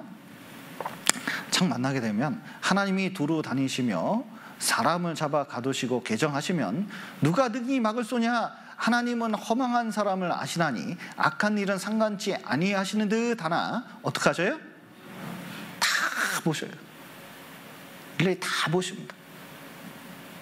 내가 태어나서 죽을 때까지 무슨 일을 했는지 다 보셔요. 그리고 그것을 어떻게 하셔요? 다 심판하십니다. 그러니까 내가 태어나서 죽을 때까지 어떤 일을 졌는지 다 보셔요. 다 계산하셔요. 여러분 경찰서 한번 가보신 적 있으셔요? 죄 져가지고 경찰서 앞에 경찰관 앞에 서보신 적 있으셔요? 법정에 서보신 적 있으십니까? 네, 여기 오신 분은 다 없는 걸로. 근데 저는 제가 섰다는 게 아니라 진짜 관심이 있어서 이거 찾아서 봅니다. 그러면요 얼마나 엄중한지 몰라요. 그렇게 당당했던 사람도 여기에 서면 벌벌벌 떱니다. 근데 우리도 하나님 앞에 섭니다. 그러면요 일생이 드러납니다. 일생이 드러나요. 이게 옛날에 주마등이라고 들어보셨어요? 주마등처럼 스쳐간다는데 주마등 잘 모르시죠? 주마등이 뭐냐면 등산하는 에베레스트 산 등산하는 사람들이 있습니다. 근데 그 등산하는 사람이 그렇게 많대요. 왜냐하면 일평생에 에베레스트 산은 꼭 한번 가보고 싶잖아요. 안 가고 싶으셔요? 한번 가보고 싶잖아요. 이게 등산하는데 꼭 떨어져 죽는 사람이 그렇게 많대요. 그런데 떨어졌는데 눈밭에 떨어져 가지고 살아난 사람들이 좀 있습니다. 그래서 그 사람들만 쫓아다니면서 뭐냐면 연구한 사람들이 있었어요. 그래서 연구해 보니까 이 높이가 엄청 높으니까 에베레스트는 너무 높으니까 거기서 떨어졌을 때 공통적으로 나타나는 현상이 있습니다. 뭐냐면 떨어지면서 자기 죽음을 직감해요. 근데 놀라운 것은 죽음을 직감하면서 순식간에 자기가 태어나서부터 언제까지? 지금 죽을 때까지의 모든 생애가 그렇게 짧은 순간인데 한순간에 다 지나간다는 거예요. 어떻게 그렇게 생생하게, 그렇게 확실하게, 그렇게 드러날 수 있는지 자기가 상상을 못할 정도로 확실하게 드러난다는 겁니다. 놀라운 것은 죽었다 살아난 사람들의 이야기를 들어보면 뭐냐면 자기가 태어나서 죽을 때까지의 이 생애가 순식간에 지나간대. 한번 찾아보세요. 얼마나 생생한지 몰라요. 그런데 그 경험을 한번 하고 나면 아하, 그것이 하나님 앞에서 순식간에 그 모든 것이 심판받을 수 있다는 것을 딱 깨닫게 된다는 거예요. 하나님께서는 그 보호자 앞에 우리를 세워놓고 책들에 기록된 대로 이렇게 심판을 하셔요. 빛 가운데서. 그러면 자 보십시오. 하나님은 모든 행위와 모든 은밀한 일을 선악간에 어떻게 하셔요? 심판하십니다. 선악간. 중요한 건 이거예요. 사람은 뭐만 보냐면 행위만 봅니다. 하나님은 뭐도 보셔요? 우리 속으로 짓는 죄도 보셔요. 사람은 외모를 보지만 하나님은 중심을 보십니다. 여러분 이 컵 중에 어떤 컵으로 커피를 마시면 맛이 있을까요? 뭐 어떤 컵이라도 먹으면 됐지 이런 생각이 들 거예요. 기분은 어떤 게 더 좋을까요? 근데 안을 보시고 결정하셔야 됩니다. 네. 어떤 컵으로 드실까요? 이거는요 줘도 안 먹어요 이제. 근데 인간은 겉을 보면 잘 몰라요. 다 보면 진짜 어떤 사람은 저렇게 착할 수가 없어요. 그런데 안을 보면 시커먼 경우가 얼마나 많은지 몰라요. 그래서 하나님은 이 속을 다 드러내셔요. 자, 보세요. 여기 보시면 또 가라사대 하나님에게서 나오는 그것이 사람을 더럽게 하느니라. 속에서 곧 사람에서 나오는 것은 악한 생각 곧 음란과 도둑질과 살인과 간음과 탐욕과 악독과 속임과 음탕과 흘기는 눈과 회방과 교만과 광패니 이 모든 악한 것이 다 어디서 나와요? 속에서 나와서 사람을 더럽게 하느니라. 이런 겁니다. 옛날에 체변봉투 아신가요? 이제 체변봉투가 있는데 이 체변봉투 이제 그 검사한다고 가져오래요. 그러면은 옛날에 이렇게 봉투 이런 거 하나 주거든요. 그러면 거기다 이제 여기다가 거시기 화장실 가서 거시기 있잖아요. 이 떠가지고 이렇게 넣습니다. 근데 너무 착실한 애는 뭐냐면 여기다 너무 많이 넣어요. 너무 많이 넣어요. 그래서 아주 빵빵하게. 그런데 가방에다가 뭘 넣냐면 도시락에다가 책에다가 뭐 공부 열심히 하니까 막 온갖 것을 다 넣습니다. 꽉꽉 채워놔요. 근데 막 오는데 뒤에 있는 애가 갑자기 오다가 누구야 하면서 그냥 빵 쳐버렸어요. 그랬더니 터져버렸어요. 애 학교 와가지고 이거 딱 뚜껑을 열었는데 자 어떻게 됐어요? 난리가 났어요. 대책이 안 서요. 펑펑 울고 난리예요. 그런데 이제 나도 체변봉투 가져왔거든요. 터졌어요? 안 터졌어요? 안 터졌어요. 그러니까 뭐냐면 안 터지니까 괜찮은 줄 알아요. 그러나 터진 체변봉투나 안 터진 체변봉투나 안에 든 건 뭐예요? 다 거시기. 들어온 건 마찬가지예요. 근데 하나님은 그렇다는 겁니다. 겉이 중요한 게 아니라 이 속에 다 악한 것이 있는데 속에서 나온다는 거예요. 속이 뭐냐? 우리 마음. 우리 속이 뭐냐? 영혼. 그래서 어떤 사람은 많이 터지고 어떤 사람은 안 터지고 했지만 속에 든 것 때문에 심판을 받는다는 거예요. 그래서 여기 배씨를 심었더니 배가 열렸습니다. 무슨 씨를 심었더니 사과가 열렸어요. 무슨 씨를 심었을까요? 사과씨. 근데 사람이 여기 보면 흘기는 눈, 교만, 도둑질, 탐욕, 살인, 시기, 질투, 거짓말 이런 것이 나옵니다. 뭐 때문에 나올까요? 죄씨라고 했는데 죄씨가 뭐냐면 여러분 우리 마음이 희한해요. 죄로 물들었어요. 그걸 어떻게 할 수 있냐면 어렸을 때부터 애들 이렇게 가르쳐 보면 놀라워요. 공부해라 그러면은 공부 잘 해요? 안 해요? 물론 잘하는 애도 있겠지만 대부분 공부 잘합니다. 선한 일은 진짜 교육을 해야 겨우 하는데 장난치는 거, 사고 치는 거, 말 안 듣는 거 이런 건 안 가르쳐도 잘해요. 그래서 실제로 이 안에 이런 것이 있으니까 나오는 거예요. 그래서 여기 실험을 해봤습니다. 스탠포드 감옥 실험이라는 건데 여기다가 가짜 교도관 그리고 가짜 죄수 24명을 딱 참가시켰어요. 12명? 그래서 이제 집어넣는데 안에 들어가세요. 가짜니까 들어가세요. 가짜습니다. 하면서 서로 이제 재밌게 했습니다. 근데 이제 돈을 받고 하는 건데 야 들어가세요. 그랬더니 안 들어가요. 들어가요. 그랬더니 안 들어가. 싫어. 그리고 장난하는 겁니다. 안 들어가. 이씨. 몽둥이 들기 시작합니다. 수갑으로 채워요. 그리고 옷을 이제 죄수 옷을 입혀요. 그리고 머리에 봉지를 씌웁니다. 팔굽혀펴기 하면서 변기 닦기부터 시작해가지고 온갖 일을 시키는데 나중에 되니까요 엄청나게 히틀러가 나치가 행하던 그 악한 짓을 하기 시작하려고 하는 거예요. 그럼 나중에 큰 문제 생기잖아요. 그래서 6일 만에 실험이 중단됐어요. 이것을 통해서 안 게 뭐냐면 이 심리학과 교수가 얘기합니다. 야, 자, 보세요. 인간성 좋아요, 나빠요? 원래 인간성이 악한데 놀랍게도 지금 가려져 있는데 환경과 조건이 나오면 그게 튀어나온다는 거예요. 그래서 실제로 여기 보면 여기 이수정 교수라고 우리나라에 굉장히 유명한 그 교수님이 있습니다. 여기 보면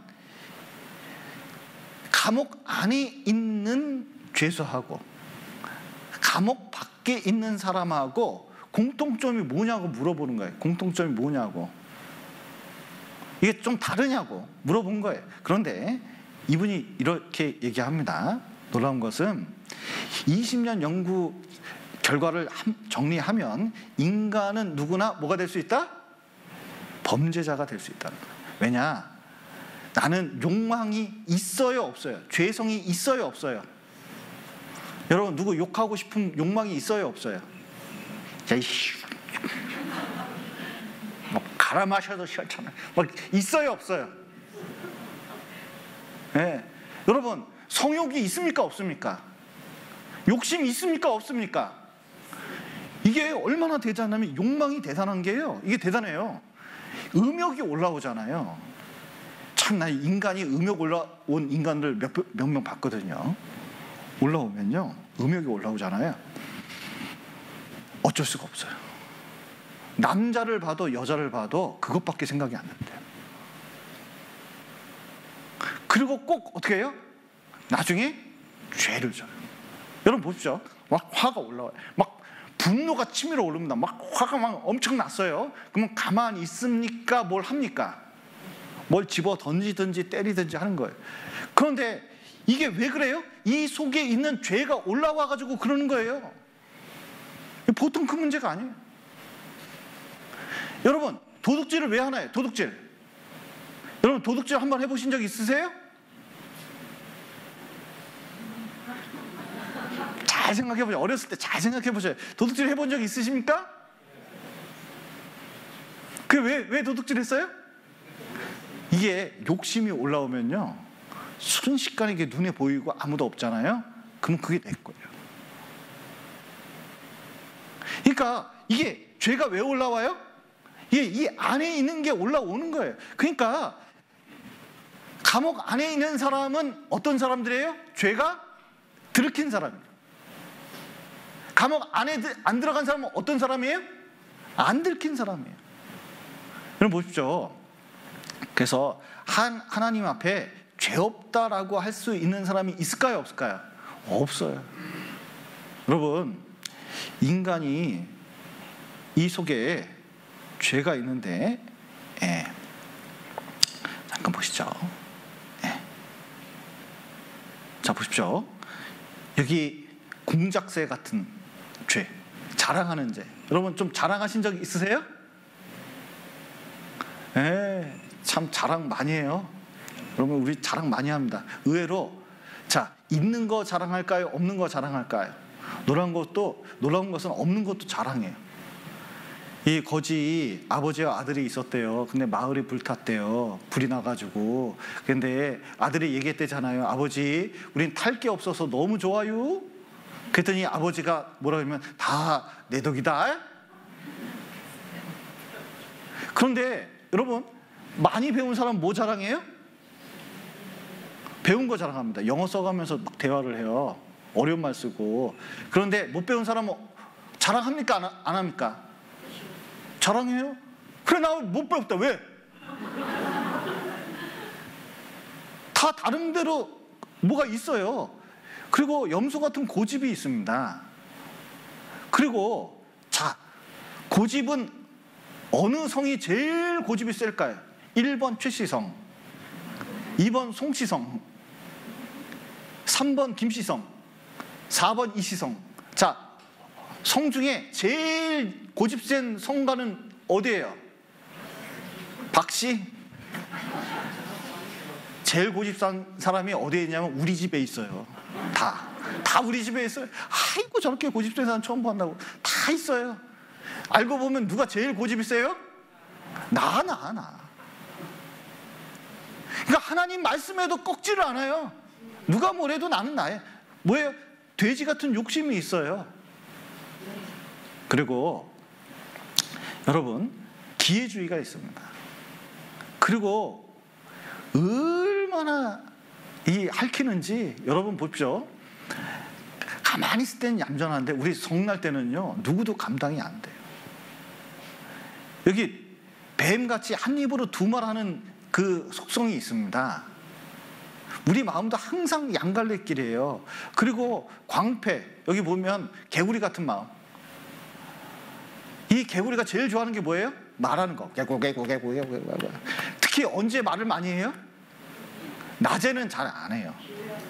밤만 되면 새벽마다 막 개굴 모여가지고 막 난리가 나요. 그리고 어떻게 해요? 눈이 빨갛잖아요. 이 밤에 술자리 가보세요. 다들 이상하게 빨갛게 얘기하는데 개구리가 어떻게 하면 똑같은 말을 반복하잖아요. 술 먹는 사람은 똑같. 한 말 또 하고 한 말 또 하고 한 말 또 하고 그래요. 하루 종일. 그리고 이제 이게 개구리 푹 뛸 때 어떻게 해요? 오줌을 찍 싸면서 갑니다. 술 먹은 사람도 어떻게 해요? 오늘도 걷는다마는 정처 없는 이 길을 간다고 하면서 쭉 가요. 그러다가 아이고 하면서 소변이 매려워요. 그러면 꼭 어디다 쉬를 하는지 아세요? 소변 금지 써 있는데, 왜냐면 거꾸로 읽어요. 지금변소. 아 재밌다고 그러면서 가요. 그런데 자 보세요. 이렇게 살다가 이런 욕망에서 삽니다. 이게 어떤 특정 인물이 아니라 우리가 이렇게 살아요. 그러다가 어떻게 되느냐? 자 보십시오. 결국은 영원한 심판, 지옥에 들어가는 거예요. 지옥은 어떤 곳이냐면 이런 자들이 주의 얼굴과 그의 힘의 영광을 떠나 영원한 멸망의 형벌을 받으리로다, 이렇게 돼 있는데, 여러분 자 보셔요. 실질적으로 지옥이 있다는 걸 하나님이 보여주십니다. 영원한 세계가 있어요. 여기 보시면, 자 보세요. 자, 저는 태양을 보면 너무 신기합니다. 이 태양이 있는데 이 태양은 다 뭘로 이루어지면 수소로 이루어졌어요. 수소가스로 이루어졌으니까 얼마나 가볍겠습니까? 그런데 이 안에서 수소 입자가 융합을 해서 핵폭발이 계속, 인류가 발견한 핵폭탄보다 더 큰 핵폭탄이 이 안에서 계속 반응을 해요. 근데 놀라운 것은 여러분, 폭탄입니다. 이 폭탄이 한 번 터지면 다 터져야 되거든요. 근데 진짜 태양은 이상해. 일정하게 타요. 일정하게 타는데 그것도 너무 신기해요. 뭐냐면 딱 인간이 살 수 있을 만큼만 기가 막히게 타요. 그런데 우주 공간에서 이렇게 일정하게 타는 별이 거의 없어요. 태양만 이렇게 타는 거예요. 진짜 인간을 위해서 설계해 놓은 겁니다. 그런데 아직까지 타고 있어요. 여러분, 지옥은 뜨거운 곳입니다. 게다가 블랙홀이 있거든요. 유다서에 보면 블랙홀, 캄캄한 흑암에 돌아갈 유리한 별들이 있는데, 이 블랙홀은 뭐냐면 기본적으로 깜깜해요. 빛도 들어가면 나오지 못해요. 그런데 이 안은 어떠냐면 초열 지옥이에요. 우주 공간이 있습니다. 우주 공간이 있어요. 우주 공간 가면 진짜 신기합니다. 여러분, 우주 공간 가면 어떤지 아세요? 깜깜해요. 지옥은 무적행이 바닥이 없거든요. 우주 공간은 바닥이 없어요. 근데 태양풍이 10만 도로 불어오잖아요. 어떻게 되느냐? 우주복을 입지 않으면 불타 죽습니다. 전자레인지 들어간 거 똑같아요. 그러니까 지구를 떠나잖아요. 그러면 어떻게 되느냐? 이 온 우주가 인간에게는 지옥 같은 곳이에요. 그런데 지구를 떠나도 이렇게 되는데,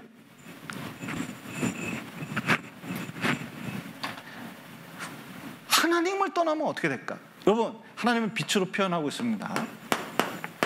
빛을 떠나면 어둠이거든요. 이 어둠은, 빛은 연구해보면 그 안에 알갱이 같은 게 있습니다. 빛은 알갱이 입자가 있어요. 그런데 어둠은 이 안에 뭐가 있을까요, 없을까요? 아무것도 없어요. 여기 보세요. 열이 있습니다. 그런데 열을 떠나잖아요. 그러면 추위가 오는데 이 추위는 마이너스 273도 절대 영도라는데 이 밑으로는 안 떨어집니다. 무슨 뜻이냐? 열이 하나도 없는 상태예요. 그러니까 자 보세요. 뭘 떠나잖아요. 지구를 떠나든 빛을 떠나든 열을 떠나잖아요. 그러면 아무것도 없는 상태가 되는 거예요. 그런데 아무것도 없는 것 같지만 여기에 사람이 딱 있으면 그 어둠과 추위가 몰려오는데 그 고통은 이루 말할 수가 없어요.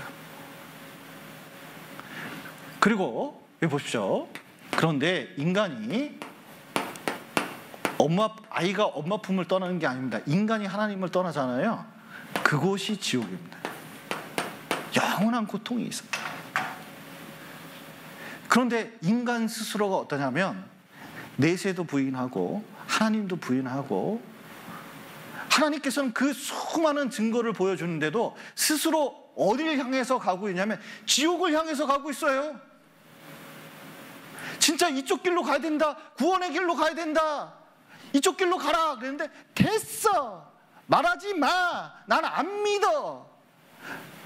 내가 믿든 안 믿든 무슨 상관이야.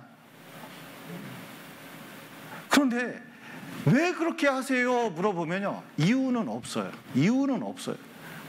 맨 이런 식이에요. 무슨 증거를 보여주고 하나님 말씀을 전해줘도 그냥 이런 식의 근거는 없어요. 아이 몰라. 나는 없어. 난 이렇게 살다 죽을 거야. 다 이런 식이에요. 제발 그러지 좀 마세요. 진짜 죽음이 코앞에 있고 지옥이 코앞에 있다니까요. 여러분, 이번 주간 이제 점점 세상은 마지막으로 향해 가고 있고 하나님은 수많은 증거를 우리에게 보여주고 계십니다. 여러분, 정말 나머지 이틀 사이에 구원을 받으셔요. 꼭 구원을 받으셔요. 그래서 영원한 천국에 가셨으면 좋겠습니다. 같이 기도하시겠습니다. 사랑과 은혜가 풍성하신 하나님 아버지, 이렇게 성경을 통해서 하나님을 알고 믿을 수 있는 특별한 기회를 주심을 감사드립니다. 더욱 함께 해주셔서 이제 나머지 이틀 동안 참으로 구원함을 얻을 수 있도록 도와주시옵소서. 오늘 귀한 시간 허락하신 감사드리며 예수님 이름으로 기도드렸습니다. 아멘.